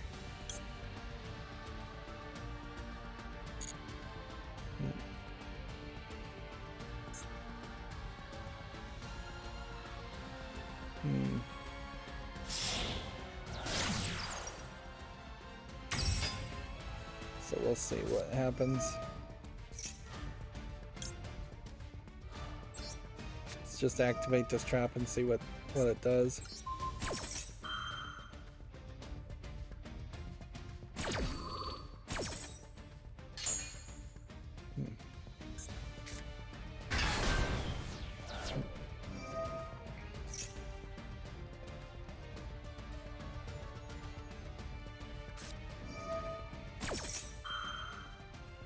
Guys, just taking forever. I definitely have not spent a lot of time paying attention to other cards people are playing. I don't think I've ever seen this deck before, and I probably could be learning quite a bit if I spent the time to read every single card and figure out everything they're doing, but Yeah, I really don't have time for it. Let's see. Video Games Chronicle says the vampire survival game V Rising has surpassed 1 million sales in its first week. It entered early access on May 17th. It feels like this is the first I've even heard of this game. Let's see. That looks like a top-down kind of. Is it like a Diablo game? But you're playing as a vampire more.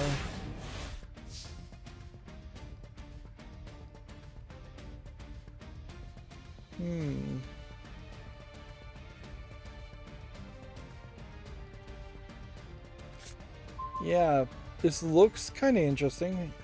Striking that I would have don't remember it. They don't have a full release date yet. How much does it cost? It's from Tencent. It's £15. Steam Early Access. That's odd that so many sales would have happened at that high of a price in particular. Let's see. Warzone 2's map has seemingly leaked, including all points of interest and swimming details. Check out that article if you're interested. An electronics firm says it expects PS5 Pro and new Xbox Series consoles by 2024. I think you can easily expect more of a slide on those dates, though. Like, with the chip shortages just happening, new equipment, even for major manufacturers like Microsoft and Sony, is going to be painful. AMD has its new Zen, I think, 5 architecture that they've just announced. And so I would not be particularly impressed if new consoles came out and they didn't have either a new Intel or new AMD CPU architecture built into them. Plus, I would definitely expect to see a second generation adoption of ray tracing. Right now, ray tracing is a gimmick that is only really being used by a couple of games, whereas a second generation implementation of that, I would think we'd start to see most, if not all, games by default having some ray tracing built into it. It really wouldn't be a terrible thought if they were able to make the different game engines automatically use ray tracing, whether it's programmed into the gameplay game code or not. At a certain level, you probably could make like video card drivers, and the screen is just black. You could probably make some kind of firmware video card drivers that would implement some low-level attempt at using ray tracing. Well, that went terribly.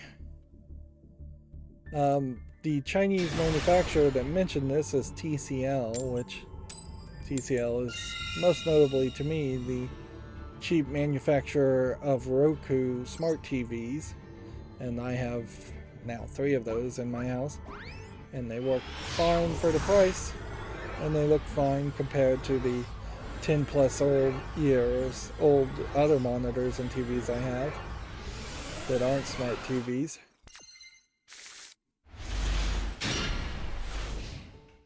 Let's see. Apex Legend Mobile reportedly generated about 1/3 of Call of Duty's mobile's first week revenue, which I guess means it was doing poorly, which I'm not super surprised there. And then we have that same story, Sony blaming a technical error for PS Plus users charged to upgrade their discounted subscriptions. And then Sony says PlayStation VR 2 will have over 20 launch games. Which, okay. It does definitely feel like all VR controllers are going to go to this ring around the wrist protective concept, which more than likely this is what a next generation of controllers should look like. They should be wireless, and they should be split, and they should be something that you can hold on to and swing around without hitting anything. Of course, they also need everything that exists already in controllers and more. A small hobbyist creator has made a Xbox type controller, layout controller, that uses magnetic Hall effect sensors for the analog sticks instead of just actual analog stick technology that normally are in games to get rid of stick drift and other problems with the controllers. Although, in all fairness, I'm not sure if that really is going to be able to get rid of stick drift, because the actual plastic parts will still probably get loose after a year of hard playing on a controller. So if the actual physical stick and the springs that center the stick are broken, you would have to still replace that, but you wouldn't have to replace the whole electronics. And you can only get so far as Hall effect sensors, like buttons having Hall effect sensors. As far as the face buttons is a little excessive, and the controller itself is going to be more expensive. Even at scale, it's almost certainly going to be more expensive to use Hall effect sensors. You might also run into a problem of there being too many magnets and too many Hall effect sensors next to each other for all the different inputs on the controller. But it's at least an experiment. An experiment that may lead to a patent that stops anybody else from making controllers like this. Looks like we're going to have a network disconnect victory here at this rate, or I'm not paying attention, so I automatically surrender victory. It's not my turn. That's the only thing I need to be careful about. We're now to the Gamatsu articles. A new PlayStation Plus Asia launch games lineup has been listed with a fairly long list of games here that you can check out. This would be the Asia launch lineup, which is probably not too different from the Western United States and UK launch lineup. We already talked about Dragon's Dogma 10th anniversary website being listed. It's a Capcom game, so I wouldn't be surprised if Capcom does very little around it, as they really should just be focused on their big successes, and eliminating some of their side projects, like the Resident Evil multiplayer game that they've still yet to kind of release. It is one of those side projects that is just a distraction and is not going to help build their portfolio of good games. Let's see, TVT, I guess as a company, has outlined their first 3 game projects by the former God Eater and Patapon staff. A game engine, a rhythm action game, and a multiplayer action game. What looks like what they're focusing on. It's kind of ridiculous to make a game engine these days. It was ridiculous 10 years ago when big publishers were demanding that they have their own in-house game engines. While I kind of applaud the ambition of maybe making a competitor or something like Unity, Unreal, and the many other game engines that exist, practicality really screams that none of those, that there really won't be any actual competitor to the big game engines, and you should just use Unreal or Unity for everything. It would be really nice if Unreal Engine or Unity Engine was open source, and there was no license for it.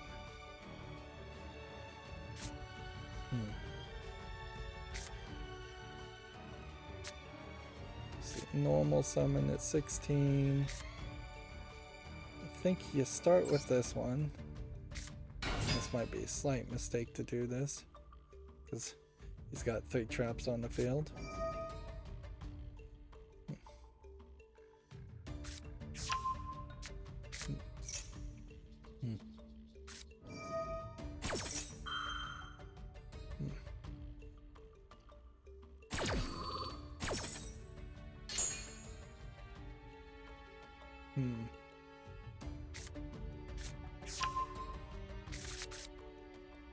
He's trying to draw specific cards here, very obviously.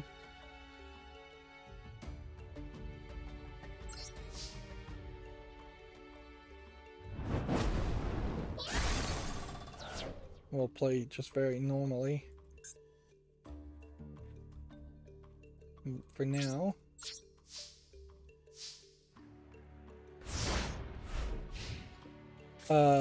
Let's see. Gamatsu says I want to say Wushu style pixel art, but Wuxia style pixel art RPG codename Wandering Sword has been announced for PC. I don't even know what that style is. I would have to assume it's what I'm looking at right now. Looks like it might be somewhat interesting, but I could very quickly lose interest in it. And it very possibly is just not going to come to the West. So yeah, that was the absolute worst card to put in the graveyard first. I should have played this first.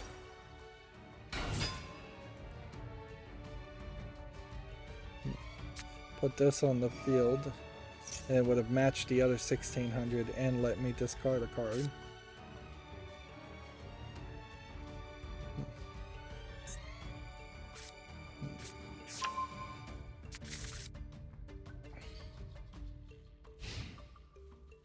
Assume it as we're approaching platinum, I'm going to be playing more and more like conscientious, I guess would be the word, players, people that are really going to think about what they're doing and actually try, less random people that are just going to goof around.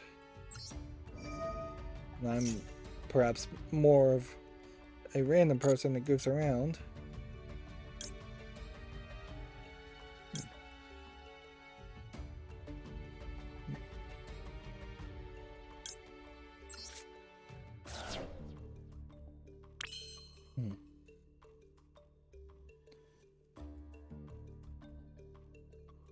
Yeah, let's do this. Special summon this one.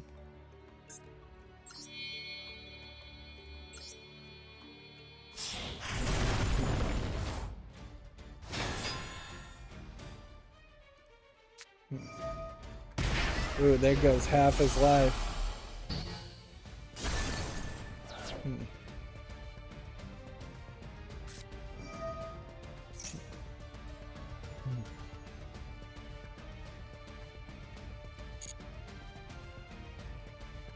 He just gave half his life for something. I hope he knows what he's doing.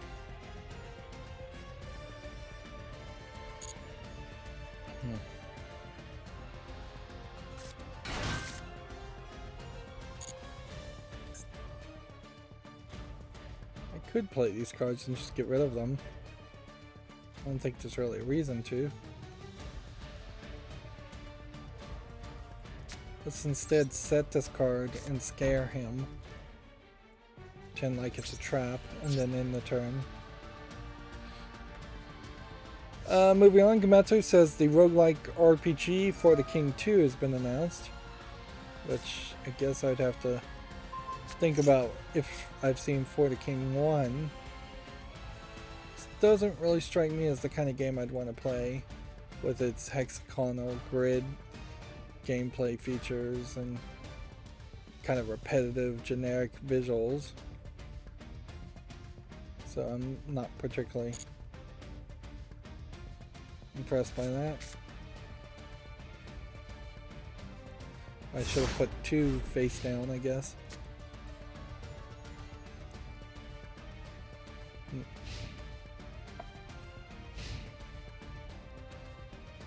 Let's see. Matsu has the same article. Golem launch, Lord of the Rings Golem launches September 1st for basically everything except for the Switch, which is later. Which that has been the narrative for pretty much every game. And then every game that comes out on the Switch. Hogwarts Legacy PS5 Next Gen Immersion trailer is available if you want to check that out on Gamatsu.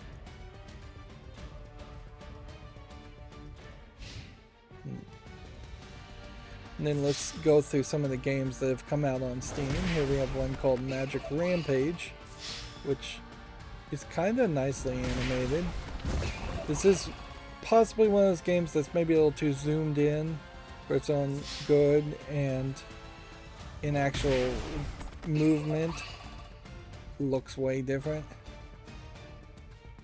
Yeah, it seems like it's too zoomed in. Meanwhile, I'm getting attacked and defeated over here.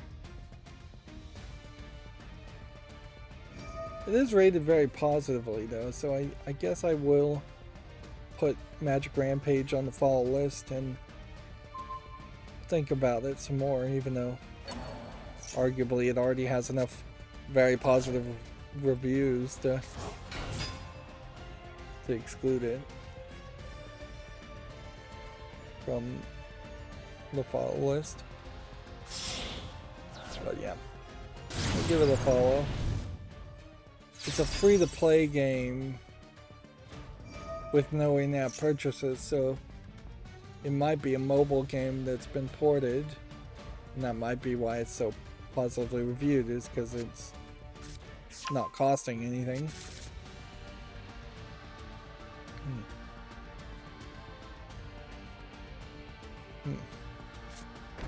I can still turn this around. I just need to be careful about how I do it.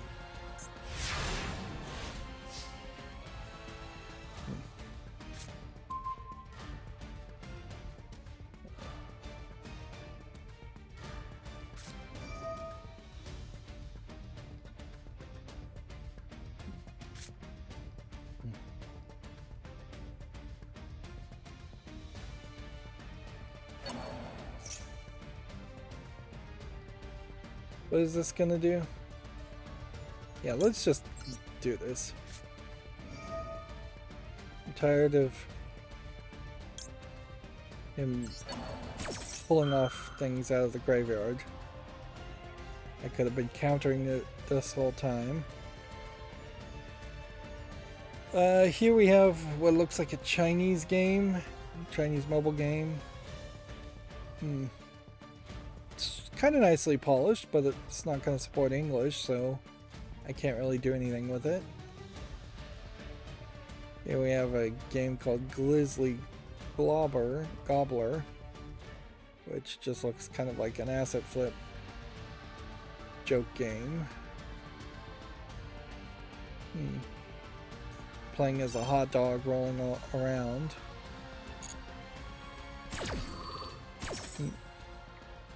Yeah, I don't think there's quite enough of a gameplay concept there for that to make sense.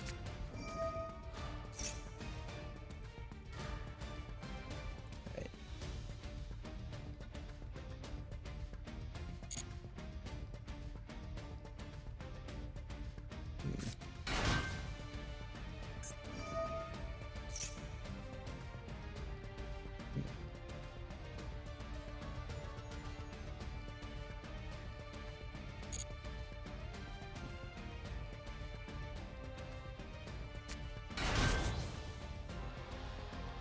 Just taking forever.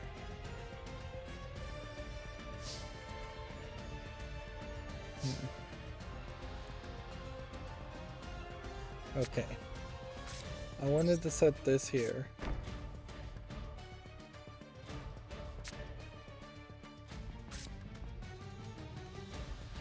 I want to, I guess, summon this.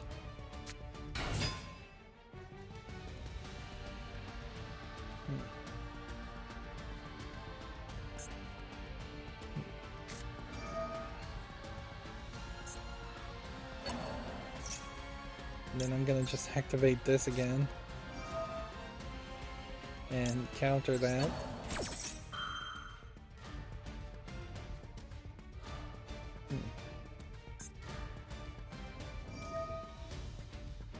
I think if I can activate this, this might change its attack to 0.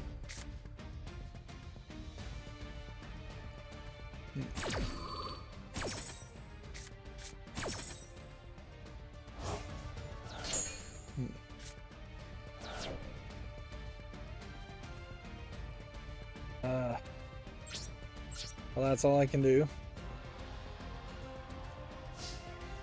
Next we have a game on Steam called Scale Planet, which does not look like anything of interest. Let's see, we have a game called Divine Combat, which does not visually have enough polish to it. It's arguably maybe a little too zoomed out of a game. You can see the characters are moving without their legs moving. They're just kind of floating. Kind of low effort. Then we have one called Yakio Show, which looks like it might be a low effort Korean or Chinese or Japanese game. I guess Japanese. Yeah, most of these Japanese horror games are a little low effort, but even by that standard, this is too low effort. Right, counter that effect. And then we'll see what else this does.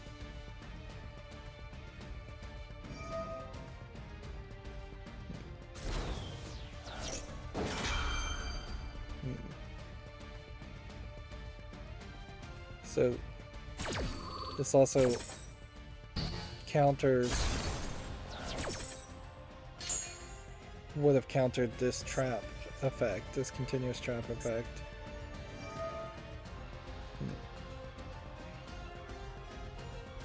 I'm buying myself time, at least.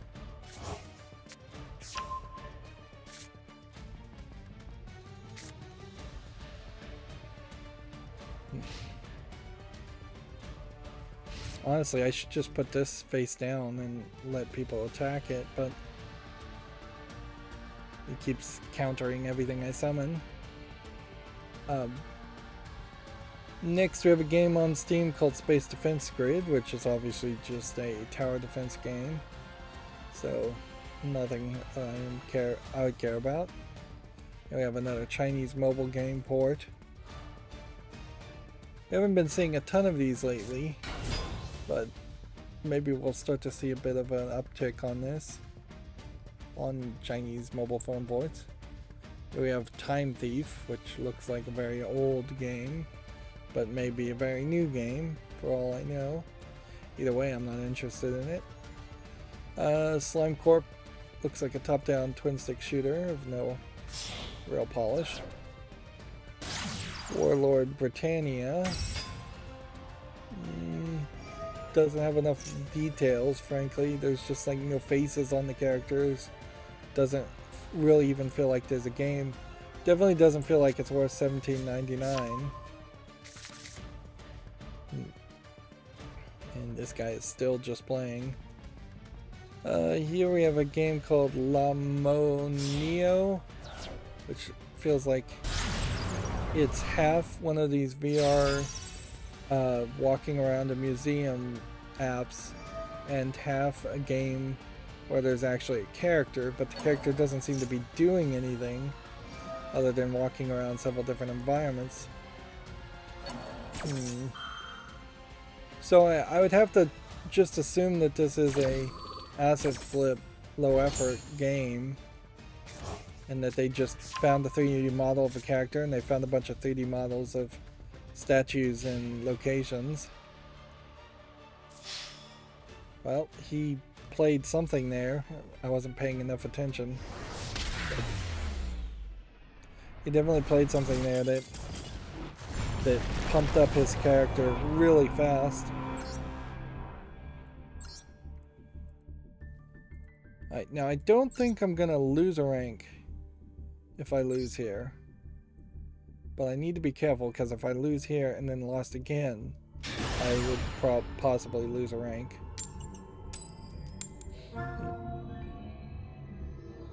Here we have a game on Steam called Rule the World Chess, which has a lot of loading screens at the beginning of each of their videos. And a lot of videos. It doesn't really feel like it's chess until you get to the first screenshot. Seems like there's a ridiculous amount of customization to change how your pawns and pieces look. And not a single good interface from the looks of it as to how you really would play the game. I wouldn't mind a battle chess, and that's effectively what this feels like it's trying to be, is a modern take on battle chess, but yeah. Don't have faith, for lack of a better term.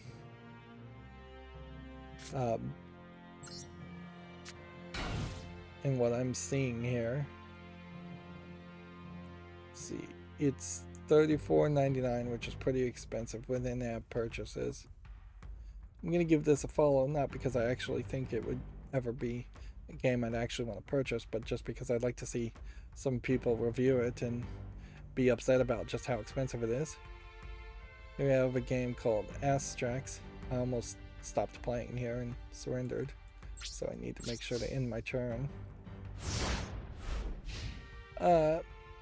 Astrax is just a generic side-scrolling shooter. It seems like there's only one background, maybe a couple enemies. Definitely not worth $14.99. We have another Chinese tower defense game of a sort, although it does kind of feel like it's mixing in the concept of Tetris on top of the concept of a tower defense, which that's an interesting thought, certainly. Unfortunately, I suspect this doesn't support English. No, it does.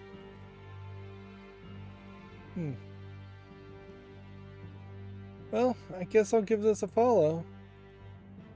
Like, I'm always happy to find a Chinese game that actually is somewhat translated and somewhat playable for the English-speaking world. And that concept of combining tower defense and Tetris might take two somewhat boring gameplay mechanics and merge them together into something that's a little bit more fast-paced and interesting.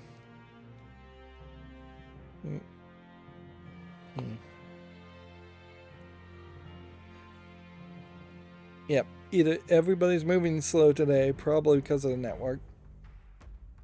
But I can tell you my network's not having problems ever since I changed that setting in OBS, the optimized network connection setting. Once I disabled that, I haven't had a drop frame in the last stream, and I haven't had a single drop frame in this stream so far. Here we have a game on Steam called Constellations, which looks like just a connect the dot game, which is probably not worth $5.99 to play connect the dots in a digital format. Honestly, it's probably not worth it in the real world to play connect the dots. Like, I don't know if anybody actually enjoys doing connect the dots, even little kids, or if it's just an activity that shows up in the activity books for no reason. Let's see, back to some of the Gamatsu articles. Unexplored 2, The Wayfarer's Legacy for Xbox Series and Xbox One launches June 3rd. I don't recall a game called Unexplored 1, however.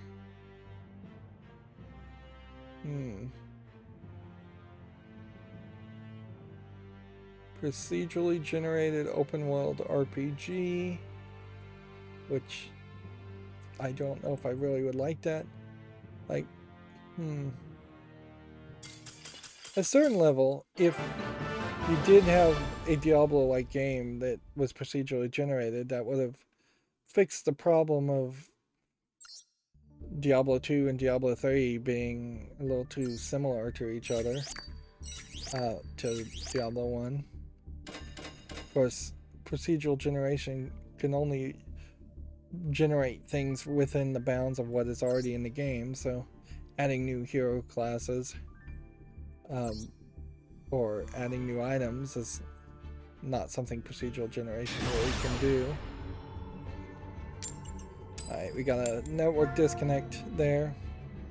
Unfortunately for Yu-Gi-Oh!, network disconnects still take forever, where in some of the other collectible card games, if the network disconnects, it disconnects very fast. They seem to have a fairly long timeout that happens to the game server.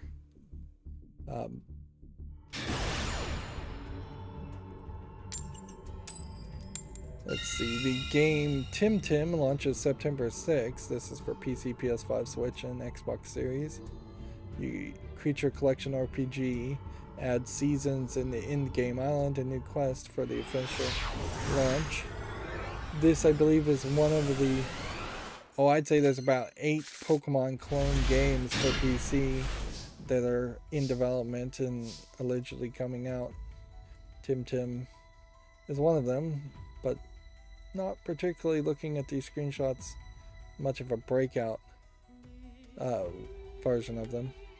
In all fairness, that's kind of the problem with all the Pokemon clones, is that they're all doing something a little different, but none of them really feel like they are doing anything that is so extremely different.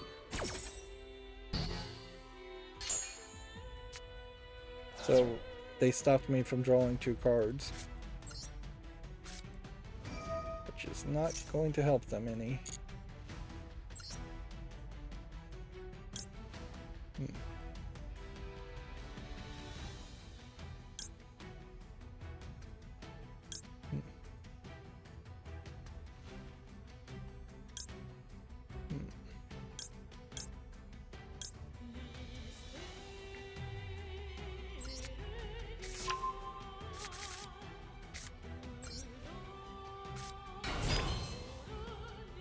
And in the turn.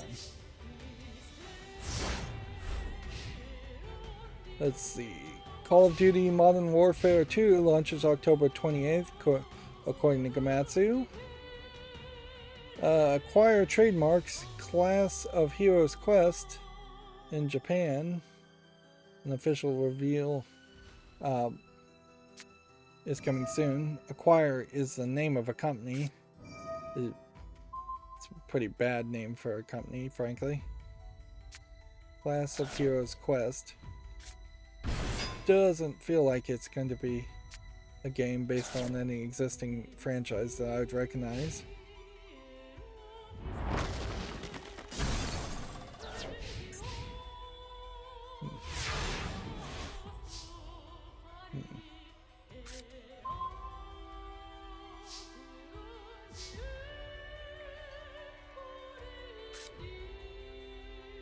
Let's see, summon this for 2,000. Activate this.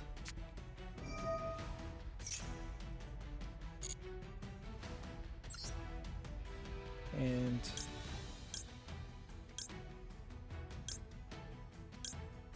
guess we'll take this one.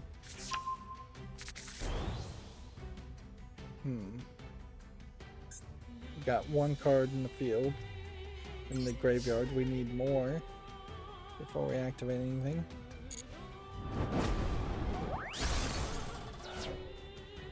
And in the turn.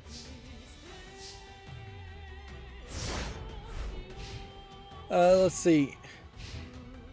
Gamatsu has an article here. Game Grumps. I assume this is the same Game Grumps that is the YouTube channel. Yeah, this is also the same studio that created that game, Dream Daddy, a dad dating simulator.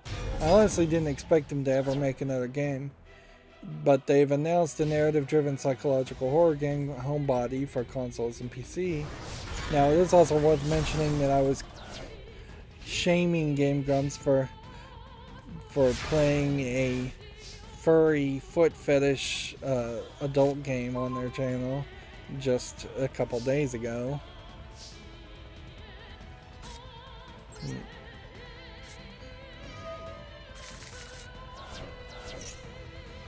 Hmm. There we go.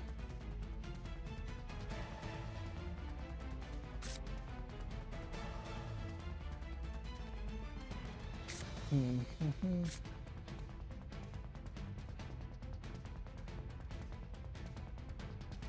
Do I want to set it?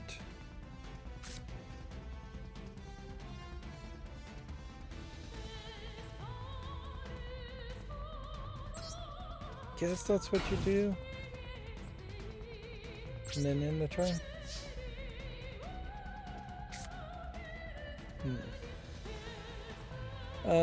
This game, Homebody, doesn't particularly seem very visually polished in its cover art. The actual screenshots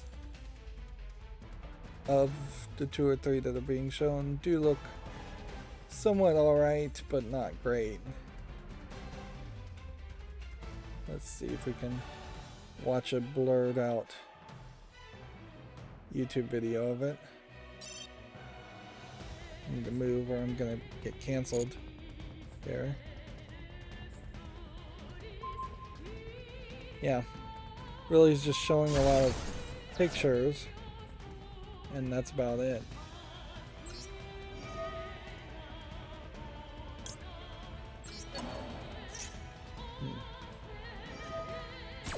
Definitely has a lot of the an alone in the dark, almost Silent Hill type vibe to it, it feels like.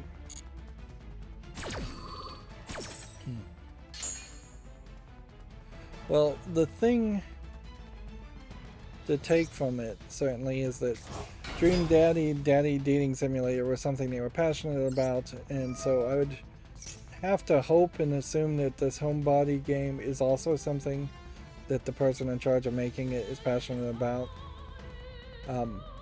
There is this weirdness certainly that always seems to pop its head up as far as YouTubers, in that they get bored of being YouTubers and they start doing other side projects, or the people in charge of a business just get bored of being in charge of the business and doing the thing that made them successful and popular in the first place, and then they start doing very different things that are not parallel things. Particularly in the case of Game Grumps, you technically, I guess, would call them video game critics, although they're not really criticizing video games as much as they are just goofing around playing video games and using video games in a non-fair use way in a lot of cases. But it is a little unethical then for them to come out and create their own video game. If they tried to review it, it would be unethical. Like it's like a movie critic making their own movie. They're going to inherently be in love with their own creation, and they're going to hold themselves to a different regard. And I'm going to discard this card so we can just have it in the graveyard.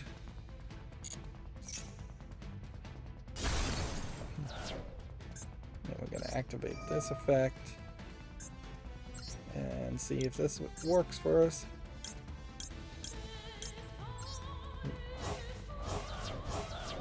Took a long time to get to this point.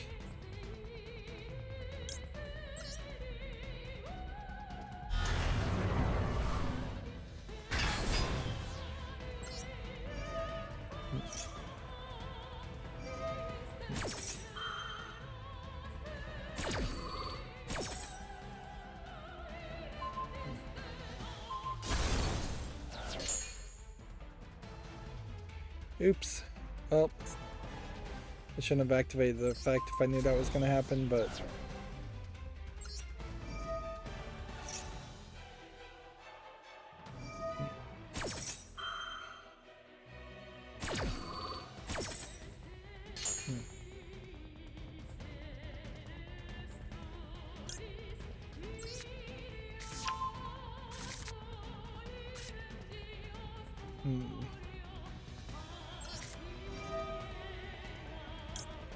discard another card.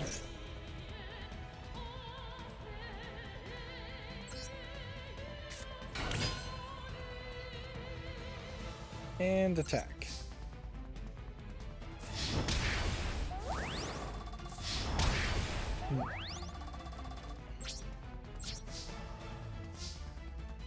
Let's see. Moving on. Duelist the Phantasm Soldier Collection 2 launches September 22nd in Japan. Possibly with a limited edition figurine. This is a collection of fairly old, I think pretty much Japanese only NES Famicom games. Yep. Very old looking. And clearly they had some 80s era animation for some cutscenes. Must have been somewhat of a popular series because there's enough of them and it's coming back, but in all fairness, I wouldn't be surprised if we start to see releases of games that had 5, 6, 7 versions of their game released, or 5, 6, 7 sequels of their games released, but they were never really that popular. There was just a lot of versions made because they would sell regardless. Back in the old days, before you had the internet to look up whether a game was good or not, it would be fairly easy to be tricked into buying something just based on the cover art alone, and Duelist definitely feels like a game that is selling itself on the cover art alone. Let's see, Honkai Star Rail has its opening cutscene, a short play. If you want to check that out on Gametsu. It's a turn-based RPG. We already talked about Dino Crisis potentially coming to Sony PlayStation Classics catalog, or that being suggested by a Sony store, PlayStation Store banner.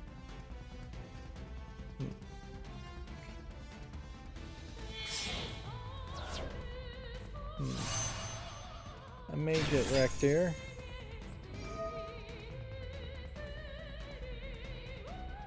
Let's see, Skullgirls Second Encore is coming to Xbox Series and Xbox One in 2022. DLC character Black Dahlia alpha gameplay trailer is available if you want to check that out.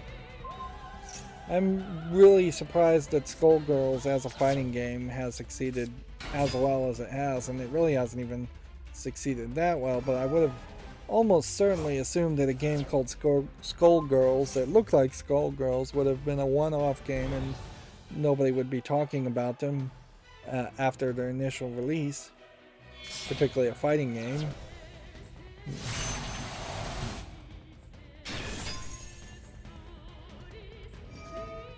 Yeah, he's now pulling off his strategy.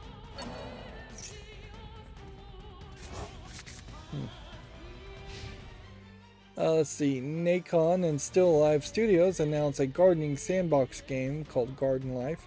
I definitely could see there being an audience, particularly like for older people, if they know how to play games but don't play a lot of games, to get into a gardening simulator.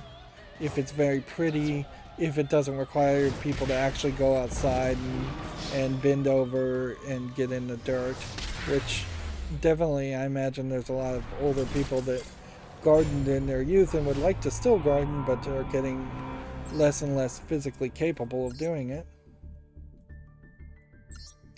Yeah, I kind of wish I would just lose faster, but ideally I still want to win. Famitsu has its review scores for issue 1747, giving Trek to Yomi a 31 out of 40, and Eiyuden Chronicle Rising a 31 out of 40. Not reviewing particularly that many games this week. Usually they do 3 at least. A game called Potent Permit Physical Edition has been announced for PS5, PS4, and Switch. I don't recognize this game though. It looks like it's probably a Stardew Valley type clone RPG with farming. Guilty Gear Strive Starter Edition 2022 has a large-scale balance update and crossplay beta test being announced. That's another fighting game.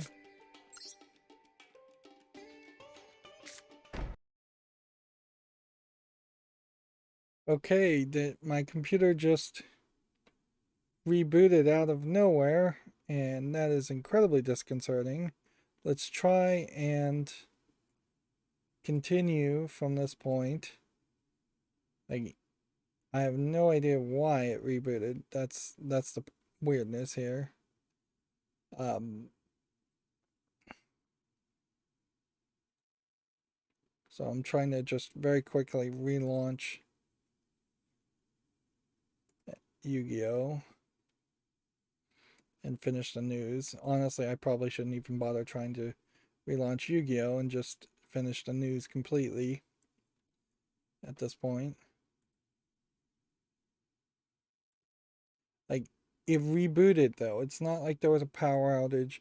It's not like it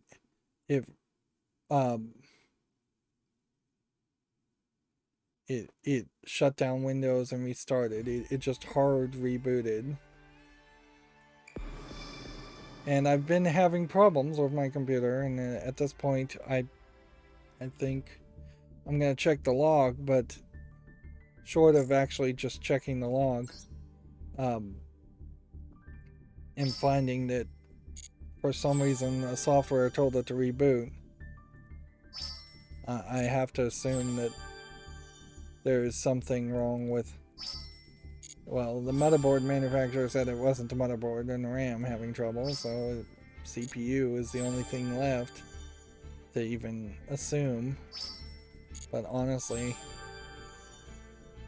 I think I just need to build a whole new computer. It's ridiculous to do that. The computer's barely 2 years old.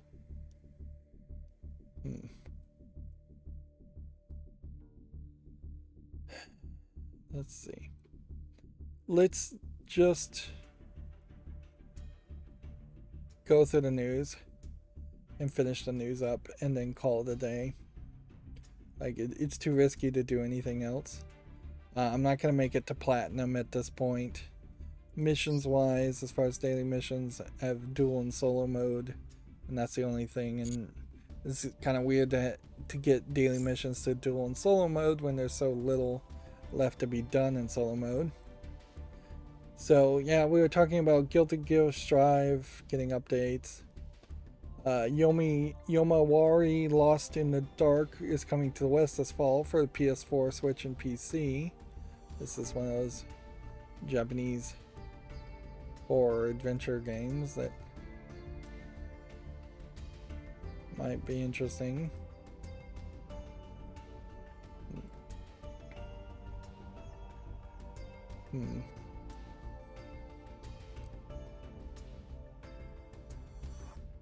Let's see. I need to talk actually too. I'm totally just mesmerized here.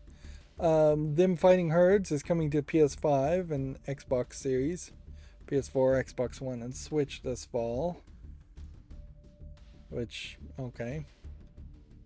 This is the My Little Pony fighting game that is coming out so late that the meme of bronies and My Little Pony has long since been forgotten. Plus, the My Little Pony TV series that was fairly popular, Friendship is Magic, I think has since moved on to other My Little Pony series that I think are slightly less popular amongst their niche fandom. Ollie Ollie World expansion Void Riders launches June 15th. Eiyuden Chronicle 100 Heroes adds a Switch version. Replaced has been delayed to 2023. This is a side-scrolling platforming game. SNK RPG Biomotor Unitron is coming to Switch on May 26th. I haven't heard of this game. This feels like this is possibly a Japanese only game from the looks of it. It's not even widescreen from the looks of it. Yeah. This must have been a really old game that they're porting. I don't even know what console this would have been ported from. Trinity Trigger adds a PC version, a PS4 and Switch demo, now available in Japan. This is an RPG placement game. Fantasy Fighters on this doesn't look like anything on Steam. Nedia Hotel. I'm gonna very quickly burn through all these games that came out on Steam. Cute Cats is a Find the Difference game. Schizoids, looks like nothing. Sonority, looks like it might be something of interest, so I'll give this a follow. Mirador, looks like it's a top-down twin stick shooter, maybe with some puzzling, so I'll give it a chance and put it on the follow list. It's probably not going to be much of a game at $1.99. Barbecue Simulator The Squad, looks like it's an asset flip joke game, so I'll say no to that. Lorethem doesn't look like anything of interest. So undoubtedly, I'm going to look at the logs and see what happened to my computer as to why it reset, and I'm just desperately going to try and hope that there's some other reason why it reset, but don't be surprised if I don't stream on Friday, if my computer is just down again. Don't be surprised if I don't stream for a while again. I may just be on a very long break.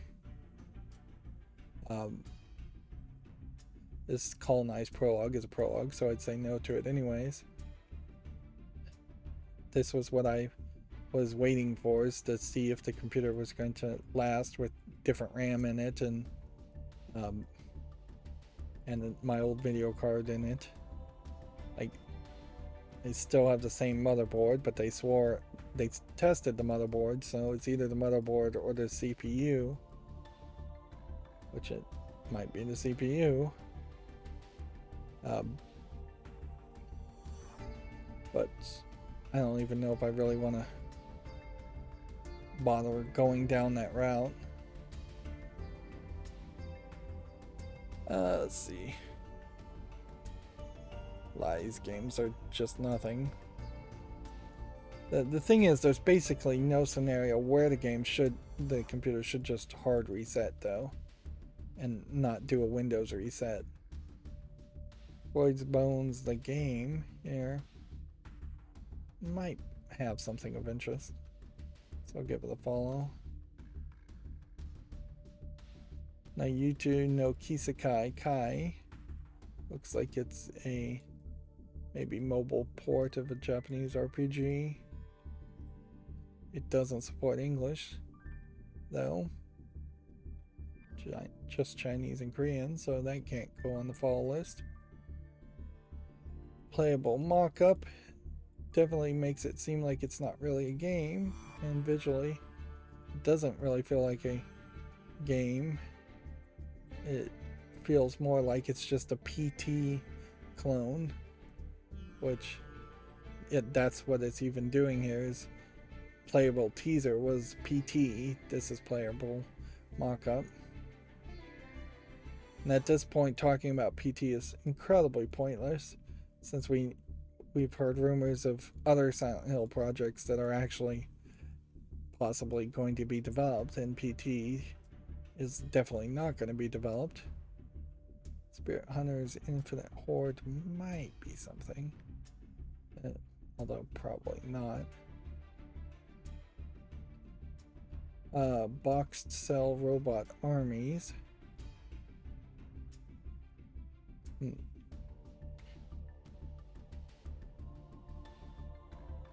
Let's see. Tarot Theo's Quest. There might be something to that. I'm not really trying to think or make too many decisions at the moment. I'm just trying to rush and be done so we can end the stream. Beatus Creation Solitaire. Looks like it's a solitaire with anime characters, and a pretty bad one at that point. So I'm gonna say no to that. Mawthorn. Looks like an NES game. Nope. Anime armpits here would be a fetish lewd game. Although, let's double check and see if there's 18 plus content. Yes, there is. You have to pay extra for it. But at least we're seeing adult games every now and then, so we know that Steam is allowing them. Joshua's Legs looks like garbage. Uninvited. It might be something to this. Is a single player? I haven't really been checking that lately. It might be an idea here. Let's see. Magic War. Looks like a top-down twin-stick shooter. No real interest there. We have about 5 more games that came out since Monday. Cowboy Showdown. Doesn't look like anything of interest. Beach Run. Looks like it's a infinite runner with a bikini girl on a bike. And that's kind of it. Feels kind of asset flippy otherwise. So no to that. Grim Hunt. Might be something. Again, is that single player? Yes, it is. Here we have a game called Vacant Planet. Looks like it's a horror, but it's a little too pixely. Looks like it's just a zombie first-person shooter game. So I think I can skip that fairly safely.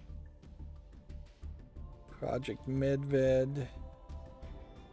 Looks like it's an asset flip game. The Flames doesn't look visually polished enough to interest me. The Illusion Nightmare. There might be something to this. Kind of looks like a point and click adventure type game. Maybe too expensive at $17.99 if it is a point and click adventure game. And then the Backrooms 1998, which is yet another meme game based on the Backrooms, but in all fairness, this one at least looks a lot better put together, even if the visuals are kind of rough, intentionally rough. Let's see. GameDeveloper.com has a couple articles here. Niantic has rolled out a new augmented reality tools for game developers. Niantic being the people that made Pokemon Go. Let's see. A Niantic veteran has returned as its new director of Web3. Web3 being kind of a buzzword at the moment. So Niantic obviously had an announcement. Current and former Activision Blizzard staff establishing an anti-discrimination committee. The group wants to combat sex and gender discrimination at the U.S. publisher. Arguably, group is a better term than committee. Lobbying group even would be a good term, even though they're not lobbying politicians so much. Web3 focused AR studio SpotX Games has joined Niantic, so they've also acquired a company. Apparently Twitch might use video clips to show banned creators the error of their ways.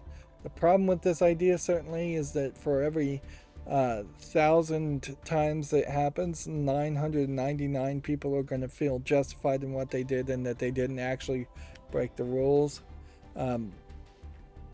Certainly that comes off very much like some of the pandering, ridiculous steps you have to go through every time somebody falsely flags a copyright misuse on YouTube.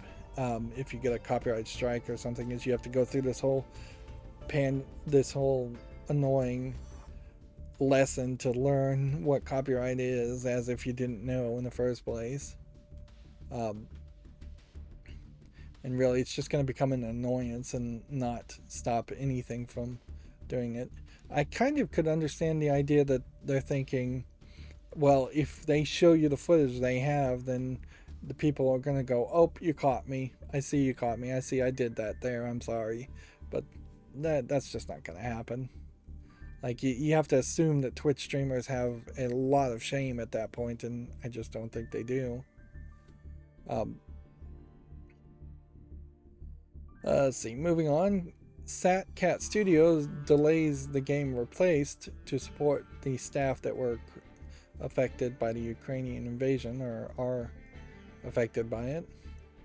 I don't know what this game Replaced is, though. Halo Infinite design lead Jerry Hook has departed 343 Industries, so they've lost another person in the middle of Halo Infinite not being a particularly great game launch, being a pretty awful one. EA tells staff that a statement decrying abortion bans would not be, quote, inclusive, so this is yet another instance of a company saying, hey, we don't want to get into the whole Roe versus Wade abortion argument, and telling their lower level staff that no, they can't come out on behalf of EA and make such a political statement that wouldn't benefit EA in any way. Alright, and then we've got some fall list cleanup. We put the games on the fall list, and we have to look at the games on the fall list and consider if they've gotten over 30 reviews, or if there's a reason why they should stay on the fall list after a while, after about 6 months. Scarred, I guess that's Scarred Stars here. Doesn't have enough. It's been out since October 2021. So I'm going to remove that from the fall list. Scarlet Hood, The Wicked Wood is a game. Is it out of early access? I believe this one was in early access before. And I definitely had my eyes on this game when it first came out, but it was, I think, not finished. Now it is finished. It's still kind of a weird game because it's a Little Red Riding Hood type character going on an adventure, but certainly being drawn in a slightly different way, and oddly feels like it's being targeted to teenagers or horny teenagers instead of little kids, and yet it's not really going extreme enough as far as adult content to catch adults' attention. So it's in this weird middle ground. Next we have a game called Scarlet in Blank, which looks like it's a text-based game. It doesn't seem like there's too much game there. And this came out in 2021 too, so I think we can remove that from the fall list. And then Scarf should probably have more reviews than 45 since that, but it's over 30 and it's still positive, so I'll put that on the wish list. Now, inherently something going to the wish list doesn't mean I will buy it. It just means that it's met a certain amount of reviews to prove that people have played it and it's at least somewhat relevant, whereas this game Scamper is not relevant because only 5 people bothered to review it, and it meets other quality concepts I have. Scalar Enhancer, musical scales building game with minimalistic puzzling. I'm going to give this some more time. It doesn't really have the 30 reviews for relevancy, but it is mostly positive, and it's not like there's a lot of puzzle-based music games out there. Sayonara Golden Days apparently is a point and click with nudity in it, but the actual game does not seem to look like that. Yeah, the screenshots are doing it a very bad disservice.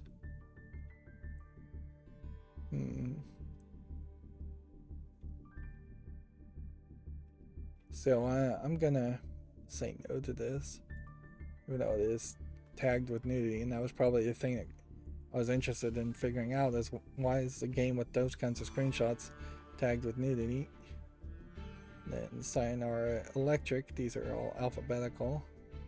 Looks like it is a visual novel with very little visual, with very little novel even in it. $9.99. Came out in 2020. Only 2 people reviewed it, so it's not worth being on the follow list. Say No More. Is this the game where you just scream no? Yes, it is. That's kind of a weird one, but it's very positive. Very Japanese idea, in which the Japanese don't feel like they can ever say no to anything, so they make a game where they can say no to things. And let's see, Saviors of Sapphire Wings and Stranger Sword City Revisited, on the other hand, is mixed. So either it was a uninteresting game in the first place, or it's a game that was ported incredibly badly, which there's quite a few of those types of games out there that were ported incredibly badly. And then Save Me Mr. Taco, taco being the Japanese word for squid, or yeah, octopus. Yeah, Japanese word for octopus. This has only 15 reviews, but I'm gonna make an exception and leave it on the follow list and think about it some more. Right, and then I'm going to very quickly just scroll down my Twitter feed and see if anything incredibly important has happened since we started streaming a couple now.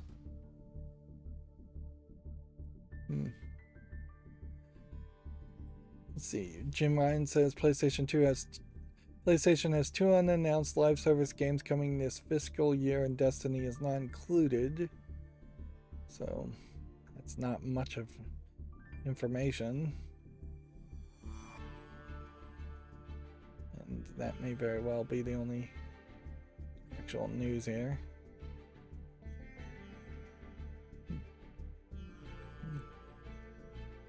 Yeah, it doesn't feel like anything else has happened. Alright, well, I'm going to say that's going to be it for this stream. Despite my computer randomly rebooting in this was a pretty great stream. Lots of people on the chat. Got to play some people. Didn't really get as high up in ranked as I'd like to, but it didn't seem like I was going to win very much at the moment anyways. So, yeah, this is definitely a good point to stop. As always, I ask you to like, share, subscribe, comment, and watch every second of my videos because that helps me with YouTube. If you want a friend or follow me on any social media sites, there's a bunch of links down below. And if you want to support me further, there's a Patreon link that might work. Or you could just friend me on Steam and gift me a gift card or a game off my wishlist. Thank you for watching. Have a good evening.